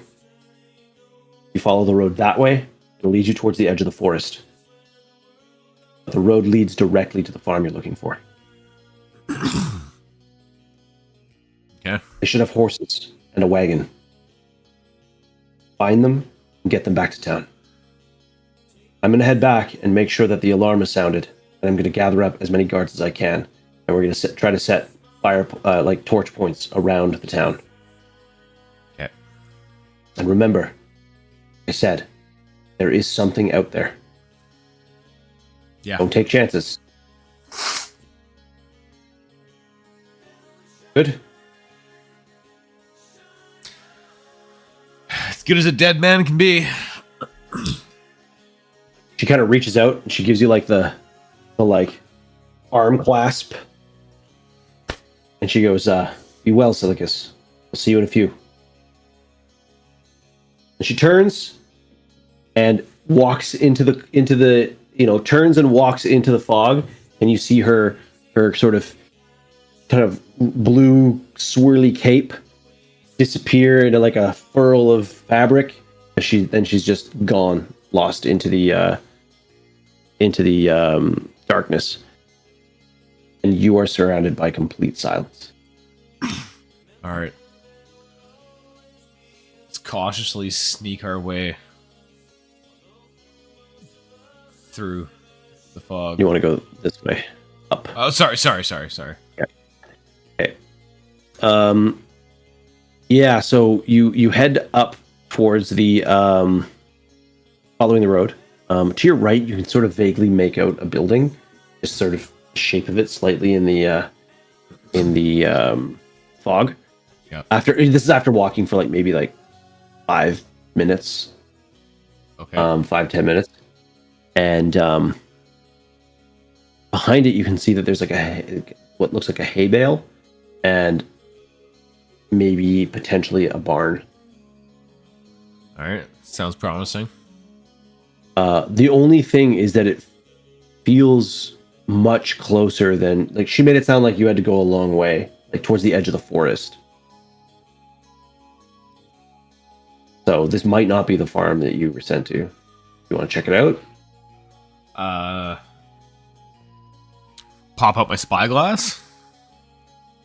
You can do that. Yep. Yeah, have a quick peek, see. Okay. Unfortunately, the spyglass doesn't help you see through the fog. So looking with the spyglass, you basically just you can still see the silhouettes and stuff, but nothing really stands out to you. But there's no lights on No or lights anything that you can see. No. Okay, it's probably a good chance no one's home. So I can see on the map there. I shouldn't say that. Don't use the map. Don't use the map. You have to assume that you can only. I tried to put on fog of war. I don't know why it's not working. Well, even so, even without the map, I literally just zoomed out at that moment. I was like, oh, there's a map. There's a barn on the map farther north. I was like, he's hinting there's nothing. This is probably not the one here. Anyway, I'm just gonna keep following. If by her suggestion, it should be farther away, and I don't see any lights or anything like that, I'm going to assume that no one's home, and that's not really the place to go. So let's just keep following the tracks. Oh, here we go. I got it to work.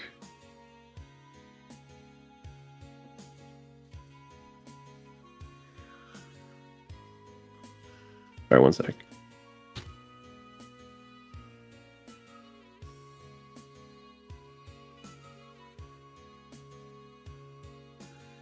God damn it. Sorry, just give me a second. I keep fucking this up. It's all good. Delete. Set. Okay. Yo, who's gonna throw a snack mode down? I got some boss ass snacks for snack mode. Okay. So now, if you click on your character, you can only see a circle around you, right? Yeah, but I can't even like see the barn you were describing. Yeah, that's because I only barely described it. It's right at the edge of your vision. Oh, okay. That's why I didn't give you any details about it. You can see just a little corner of it right there. Oh, okay. Well, I assumed with the description of the hay bale and the barn behind it, I would have been you're able to I was able to describe basically the silhouette, because you have to imagine this is fog. It's not light, right? I don't have a way of putting actual fog on. So okay, yeah, that's fair. Okay, all right. Well then, okay. Based on her description of it being farther away, we got tips and snack mode.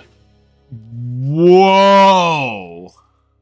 Okay. Whoa. Okay. Well, I've got sips right here, so a big sip, and then so you're gonna head up the road. There's sips all day. Yeah. I'm gonna follow the description. Okay. As you head up towards the road, we'll get the snack mode done in a sec here. Yeah. You start to head up the road, and just to the edge of your vision, something moves across the road unnaturally fast. And leaves the fog swirling. Oh god. Okay, snack mode. All right. Let's go get our chat. Yeah, we'll go get our snack. I'll start the music back up, guys. Yeah. My music right now. Try to figure out what's going on. Good.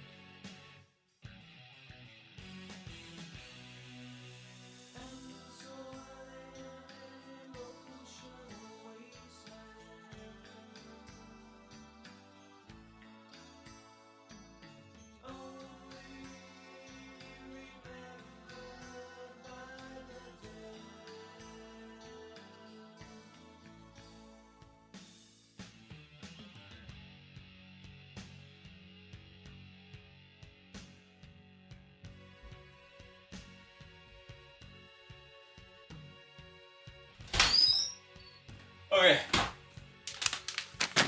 All right, I have returned. So I was going to bring the whole box down. I'm sure you guys are familiar with the koala cookies, the ones that are like little koala-shaped pouches, and they're stuffed with stuff. These are milk and cheese flavored ones, which I think is just like a poor translation for like almost like cheesecake, because that's kind of what it tastes like. And then these are Calbee, one of my favorite chip brands. Actually, probably my favorite chip brand. These are Calbee prawn chips or shrimp chips, but they're takoyaki flavored, so like octopus ball flavored. And yeah, they are quite delicious. So let's crack straight into it. Oh, jeez, I can't get it open. Where's my X-Acto knife? That would make things so much easier. God, it's really trying to seal in the freshness. Holy sh! Jesus. Okay. There we go.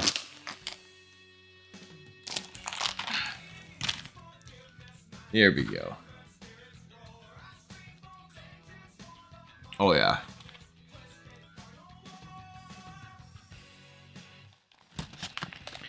It's basically like it tastes like the takoyaki drizzle. That's really, I mean, what separates it from another like prawn cracker, shrimp chip or whatever. It's like the flavor of the takoyaki drizzle and maybe like a hint of like the bonita tuna flake. Oh, sorry, bonito. But it is very good. I also have the Korean equivalent of goldfish crackers. They're like squid shaped, starfish shaped, like various sea creature shaped, and they're stir fry flavored.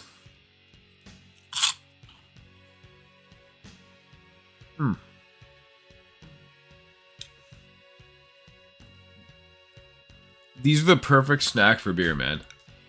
Oh.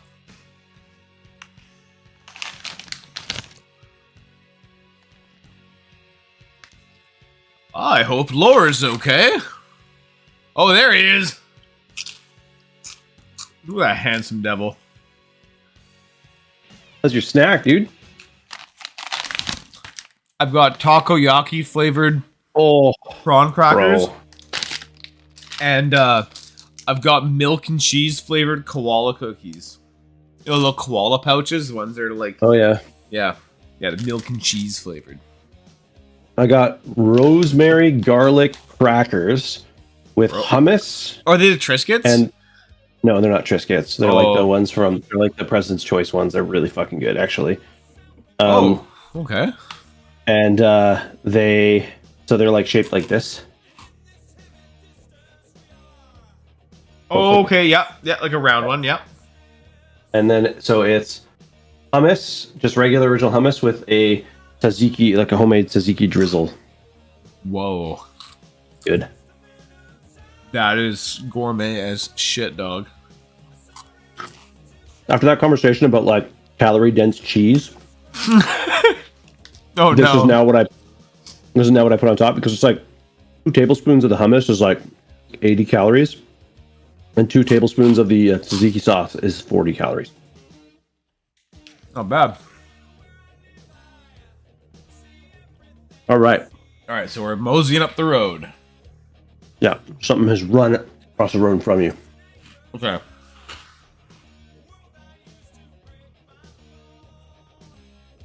Well, I would stop.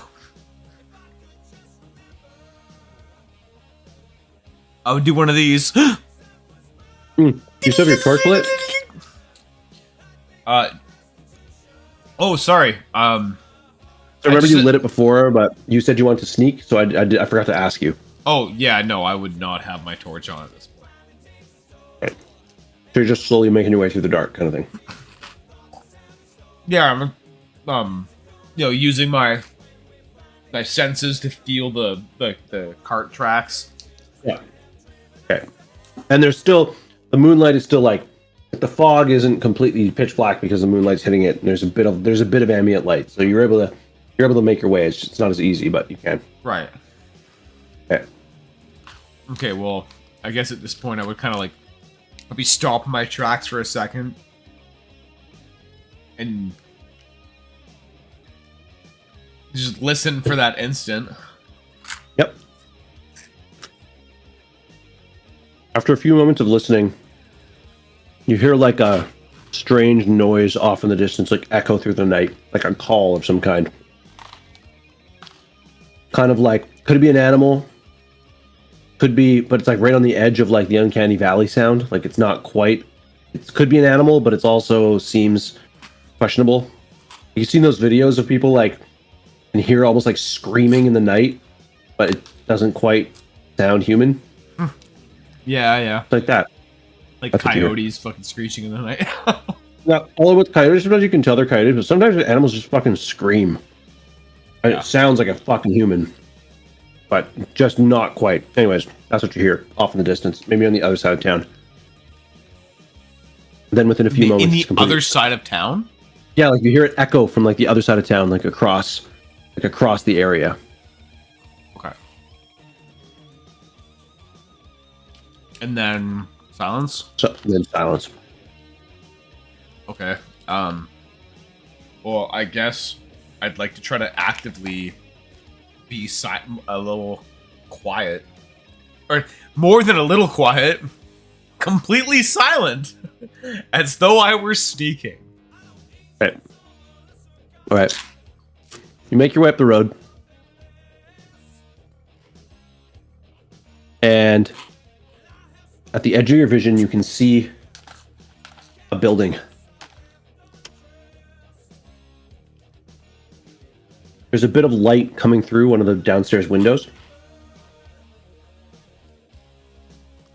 As you approach, you notice something crouched at the edge of the house, slowly kind of creeping along the ground. Jesus, okay.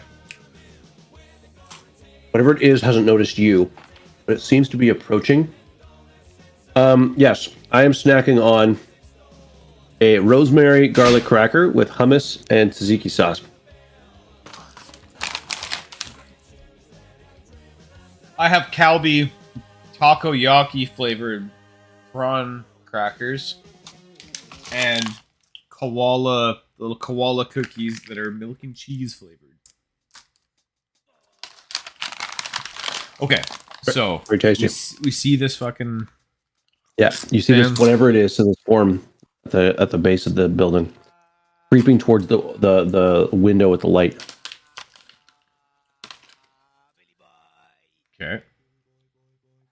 Can I sneak a little bit closer? Yeah.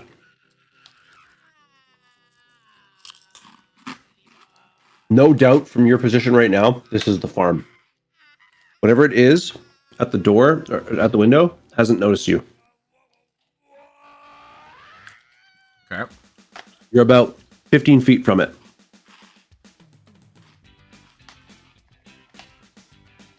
All right. And like at this point, it just like the fog is so dense, it just looks like a figure. Yeah.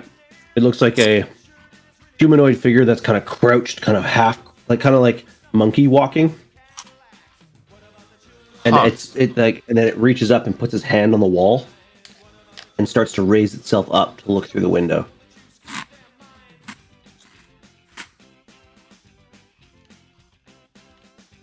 Okay.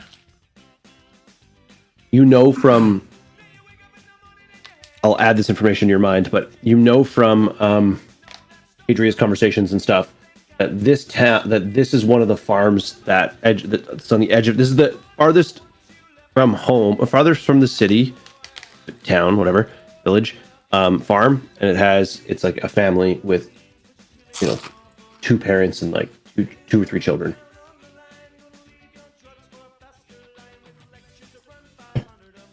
Okay. Out of the corner of your eye, you see more movement. This time, above you. Now imagine. Don't look at this map as the image in your head.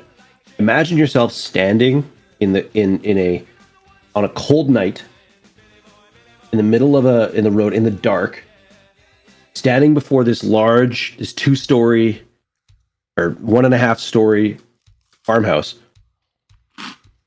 The fog kind of around, and the moonlight barely lighting the area. You can only really see silhouettes and stuff.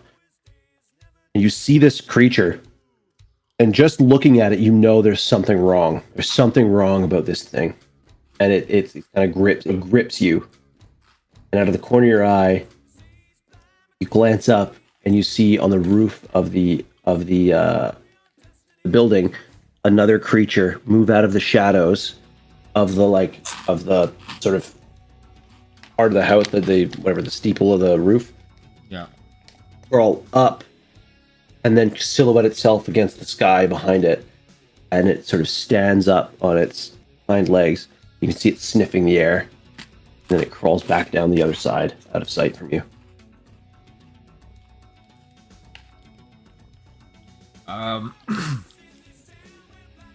Humanoid, like where its legs. Yeah, they 2 have legs. The backward bend, or the forward, like just look like humanoid legs.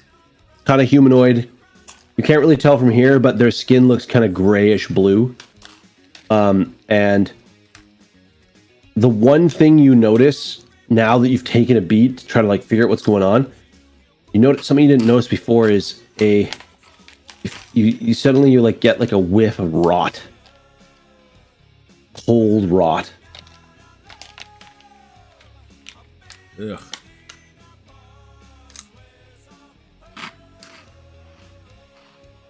You still have your spear and your shield, by the way, in your hands. Yeah. Okay.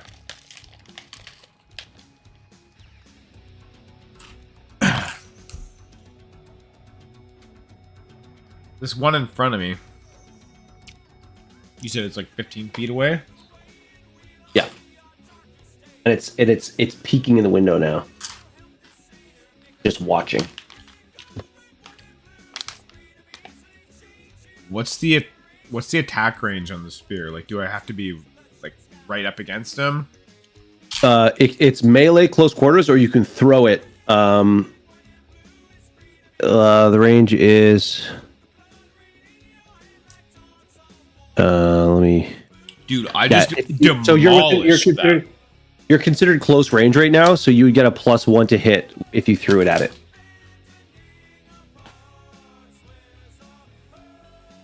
Okay. I guess that would be a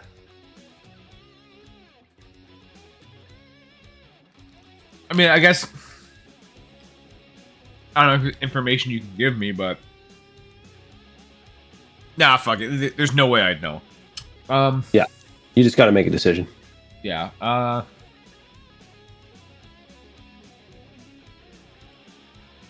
Okay, this thing's like it's right next to the window. Yes. Peeking in. Probably planning to do something nefarious in a moment. I would imagine so. Yeah. I don't think this gray-skinned meaning the longer you stand around trying to figure out what to do, the more likely it's going to eat some children. Yes. Okay. Let's line up to throw our spear at this thing. I'm thinking like I want to pin him against the wall, sort of deal, okay. right?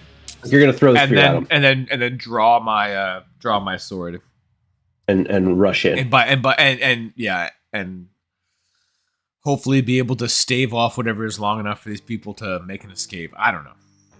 Okay. Or scare them off. I don't fucking know. Okay. I care about this place, damn it.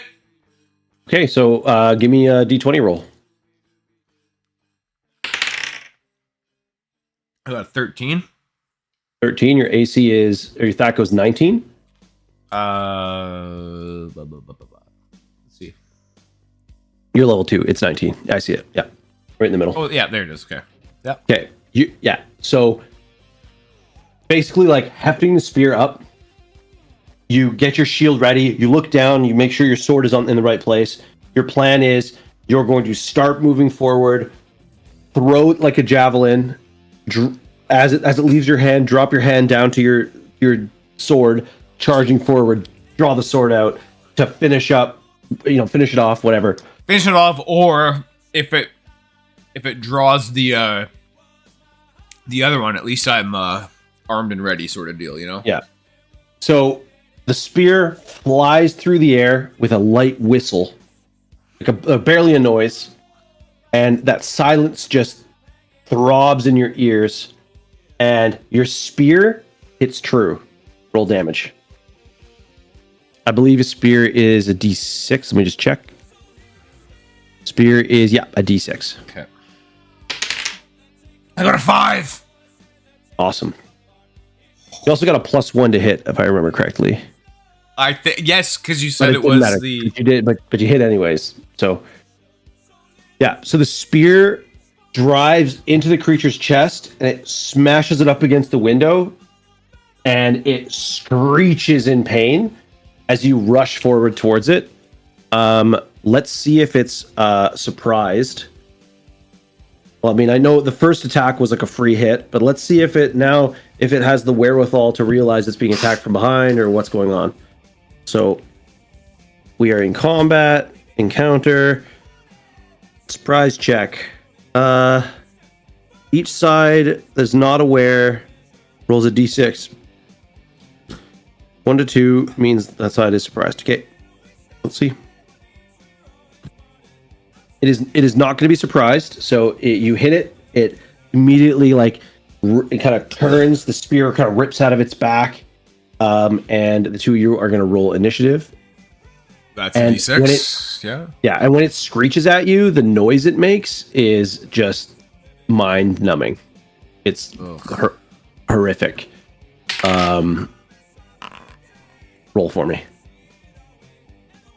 Oh, 5. As if I can't read it. Got a 5. Yeah. Okay, that's fine. You're gonna go first. So rushing forward as it turns, you're on top of it right away. Okay. Oh! Off the desk. Oh, jeez. Rolls on the floor don't count. They don't? Never. I did not know that. Huh. Never in D&D. Rolls off the table. I honestly never had count. no clue that was the thing. Okay. Well, I mean, it's a house roll. rule, It is. but I'm sure some people allow it. I don't. I got a 14. 14. Okay. Rushing forward with your shield and short sword, you pounce on the creature and drive your attack. 1d6, I believe. I got a 4. Okay.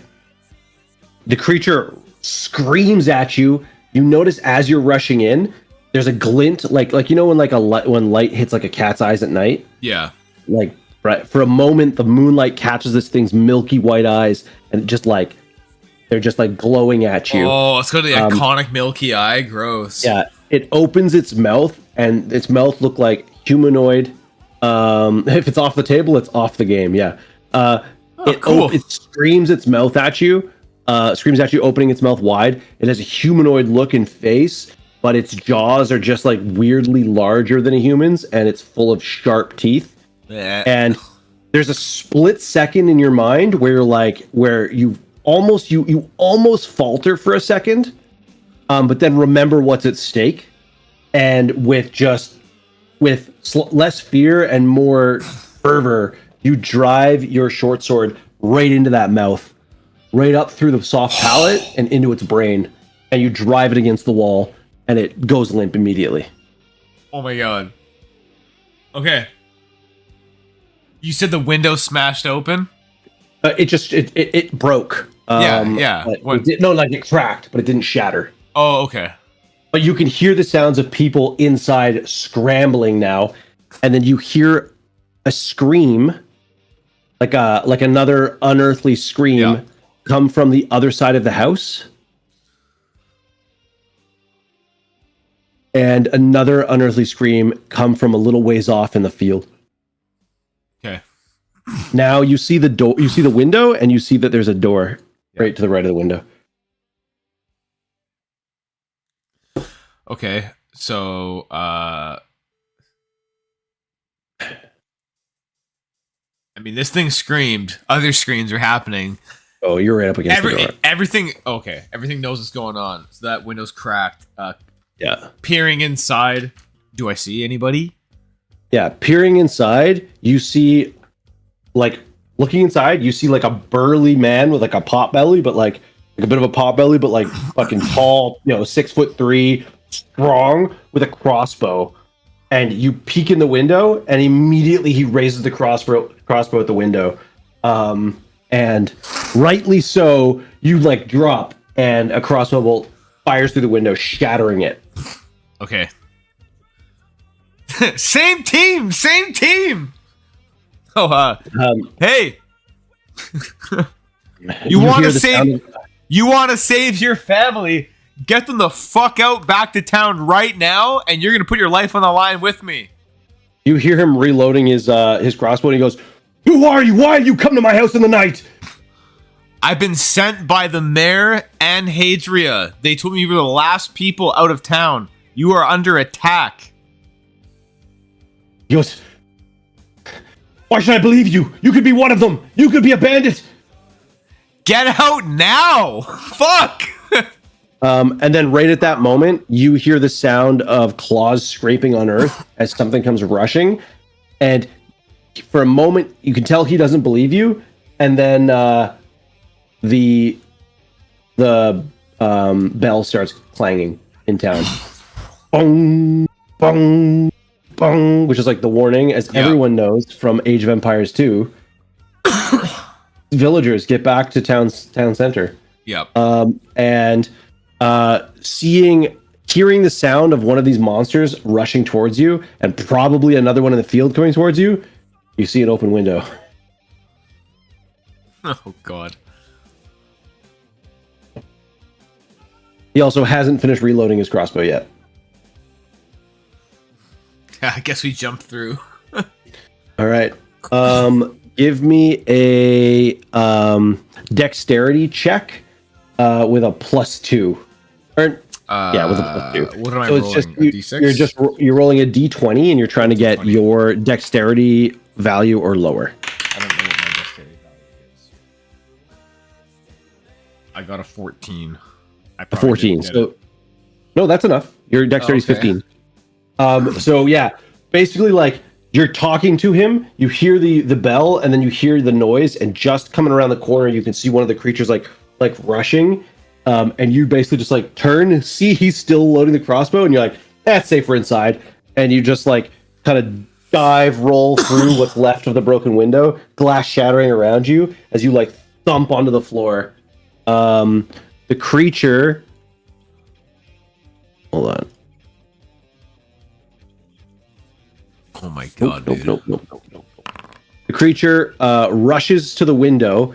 You kind of like are able to get on the ground, and as it like rushes to the window, its face comes through, and the dude just fires a crossbow bolt at it. See if he hits.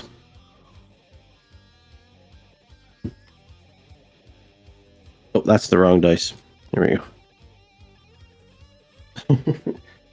He does not. He rolls a 1. What a dank. He sees you jump through. He kind of aims down at you.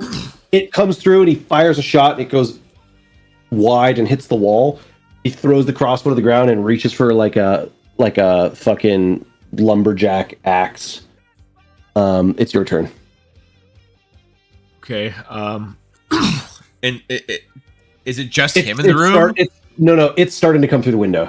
It's him behind you. Like imagine like you're on the floor. On your back, the window is right in front of you, right at your feet. Like your feet are on the floor, window's up above you. He's behind you, and looking over your shoulder, you see that he's rushing for an axe. And his focus is on the window, not on you. Of course, yeah. But his family's not in the room right now? His family is not in this room, no, but you can hear them screaming upstairs. Like in the attic or like in another room. Not screaming like something's killing them, but screaming like they can hear the window smashing and stuff. Okay. Sorry. You're like freaking. I was like, oh my god, dude, this is getting ridiculous right now.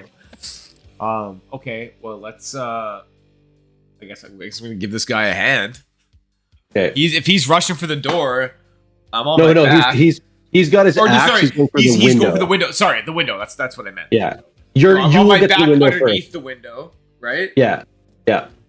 I've got my shield and I've got my sword. Yep. Okay.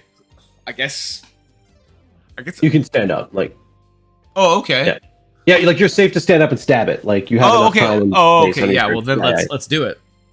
Okay. So I need D20 for hit. D20 for hit. Yep. I got a 7. 7. Yeah. You stand up to stab it, and it leaps back from the window. And you're not able to get a full attack on it, and you get your shield back up. Let's add 25 experience, by the way, to your character because you killed the last.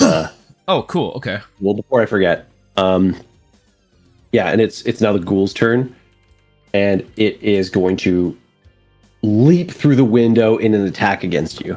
Oh, jeez.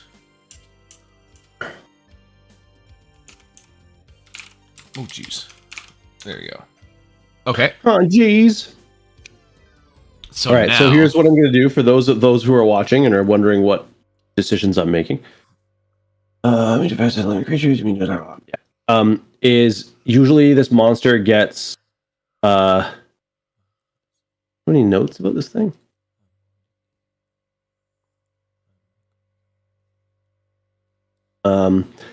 Usually it gets regular roll, but I'm gonna minus 2 to the attack because it's leaping through a window. I wish I could just give it disadvantage. I could kiss you. Okay. But I won't because I don't like it lunges through the window with one claw, grabs on, and it launches itself through and swipes at you. As it lands in the room, you throw your shield up, blocking the attack. Just as the lumberjack comes running, like from the side, and tries to like slash it with the axe. He fucking hits it. Let's go. Yes.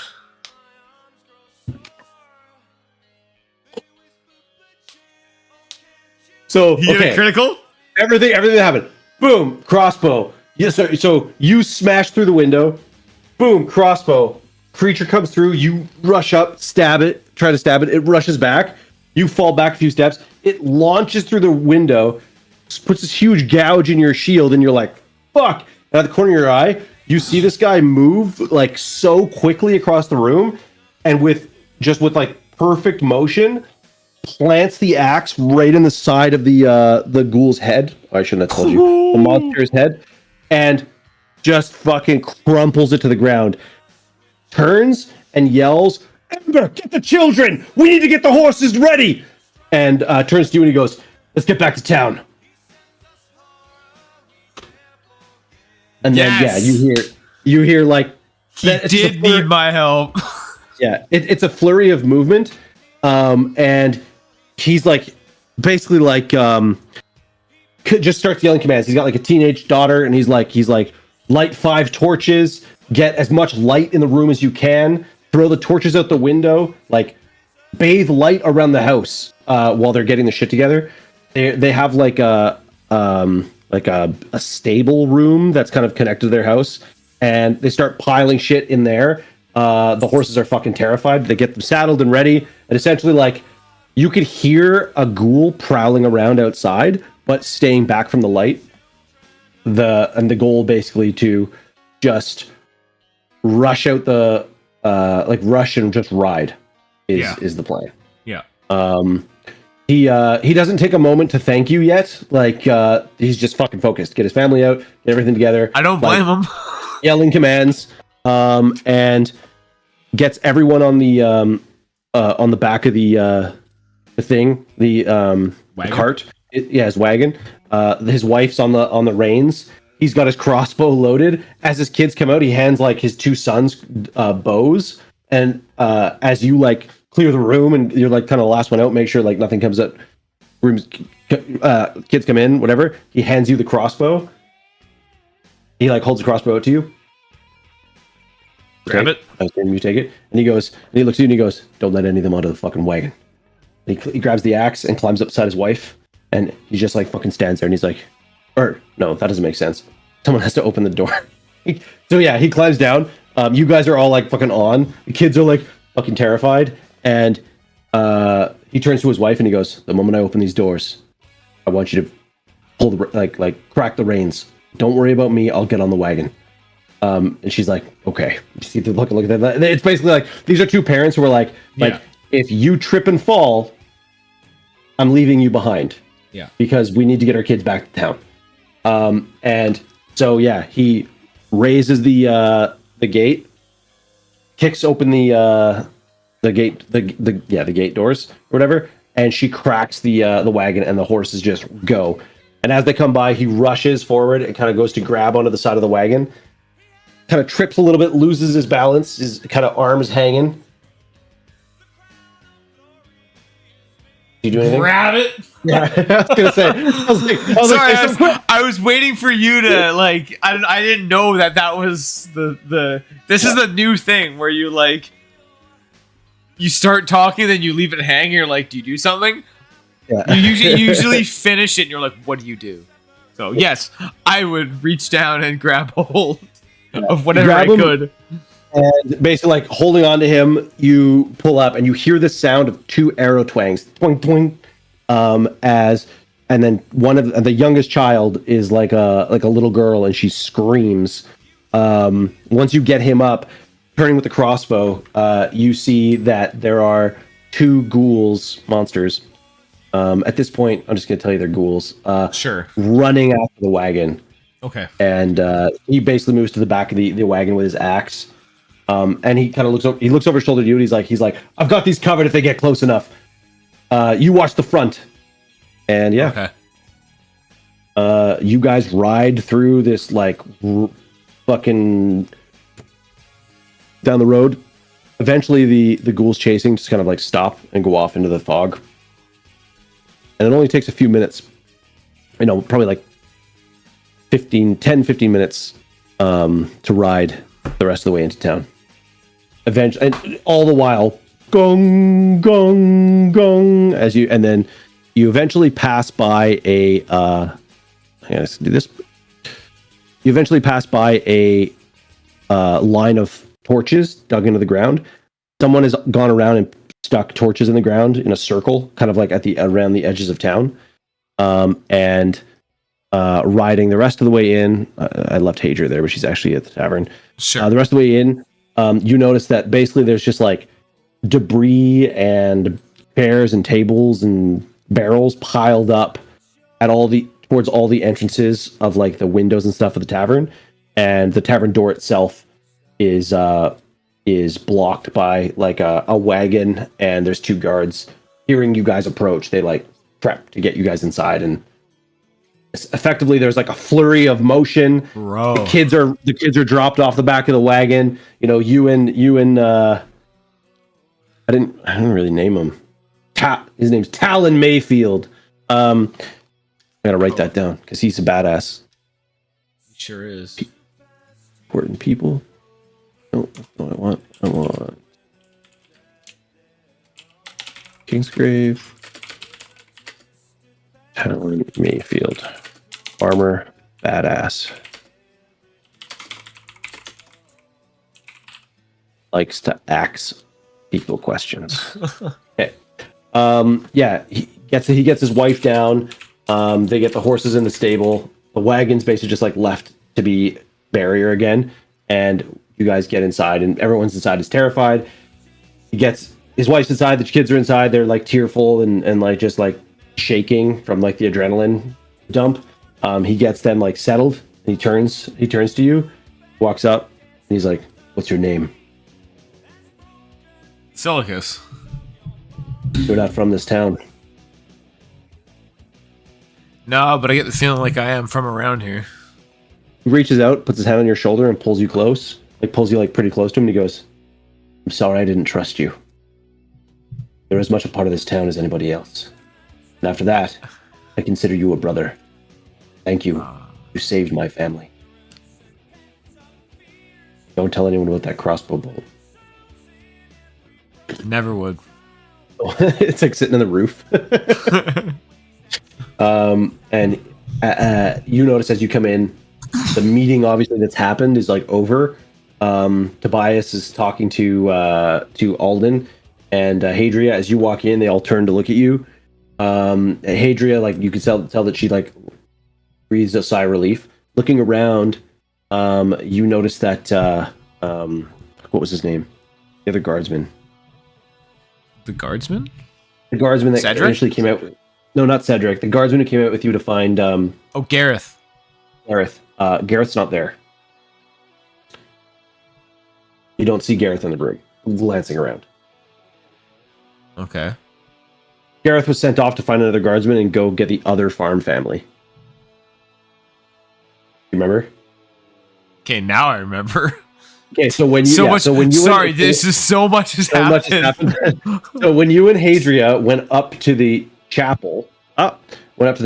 he went to get another guardsman and get to the other farmhouse. That's right. Okay, yes. And you passed the other farmhouse on your way to this farmhouse.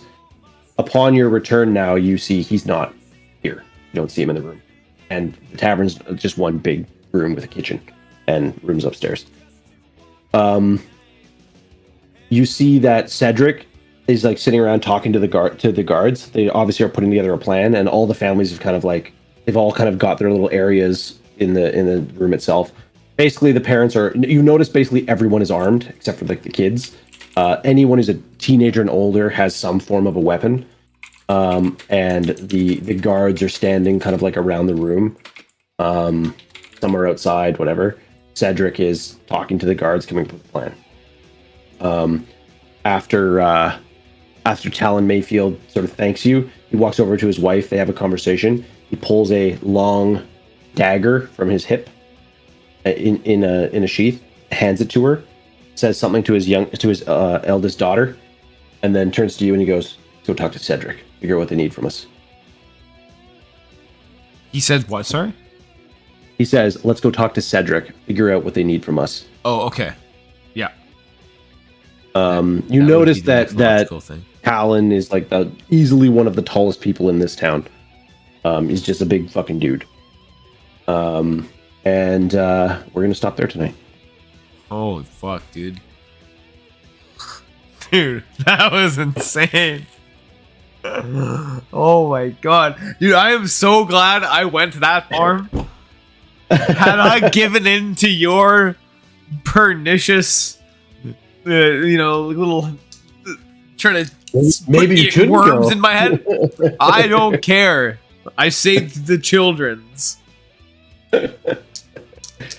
And you're like, next time you're like, and it turns out the children were actually ghouls.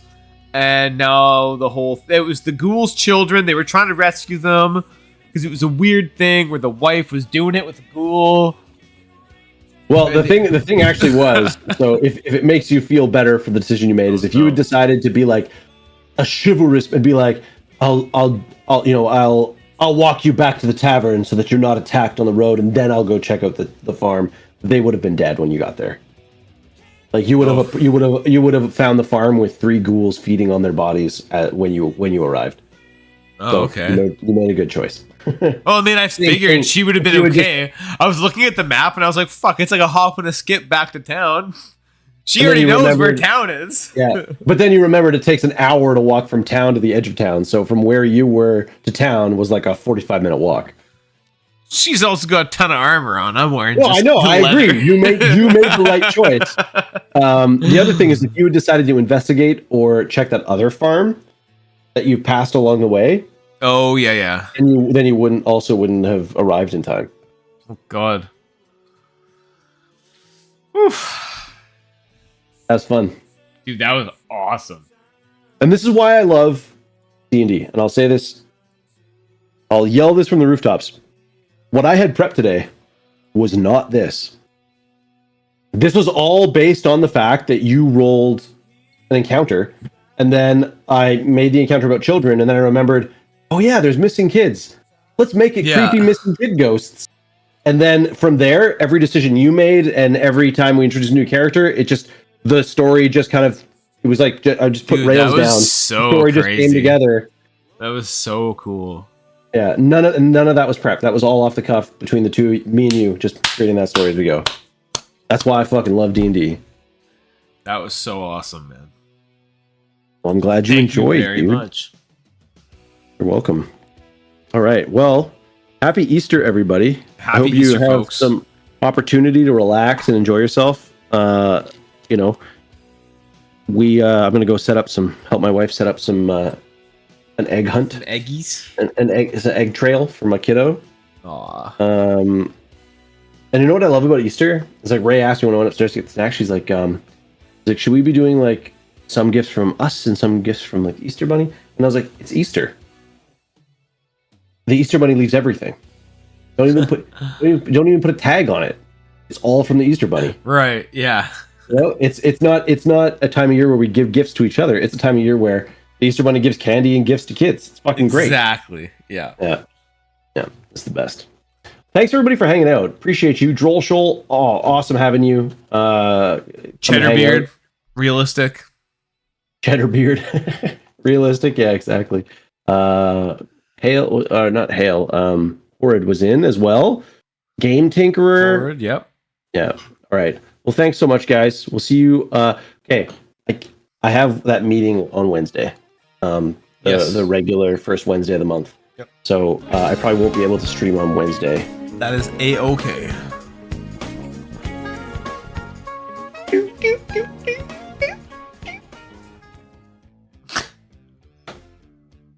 Okay. But yeah, so we'll see you guys. I'll see you guys next Friday. Yes, I'll see you guys next Friday. I have an exam I have to write. Did I tell you that I passed that exam that I wrote? You did. And I've got to do that. I've got to do the interview. The interview shit next weekend. But it's only like 3 questions and interview questions, so I'll be able to do those easily. All right. Won't be a problem. So we'll be able to stream Friday. We'll be doing Hunt Showdown most likely, and then D&D on Saturday next week. Yeah.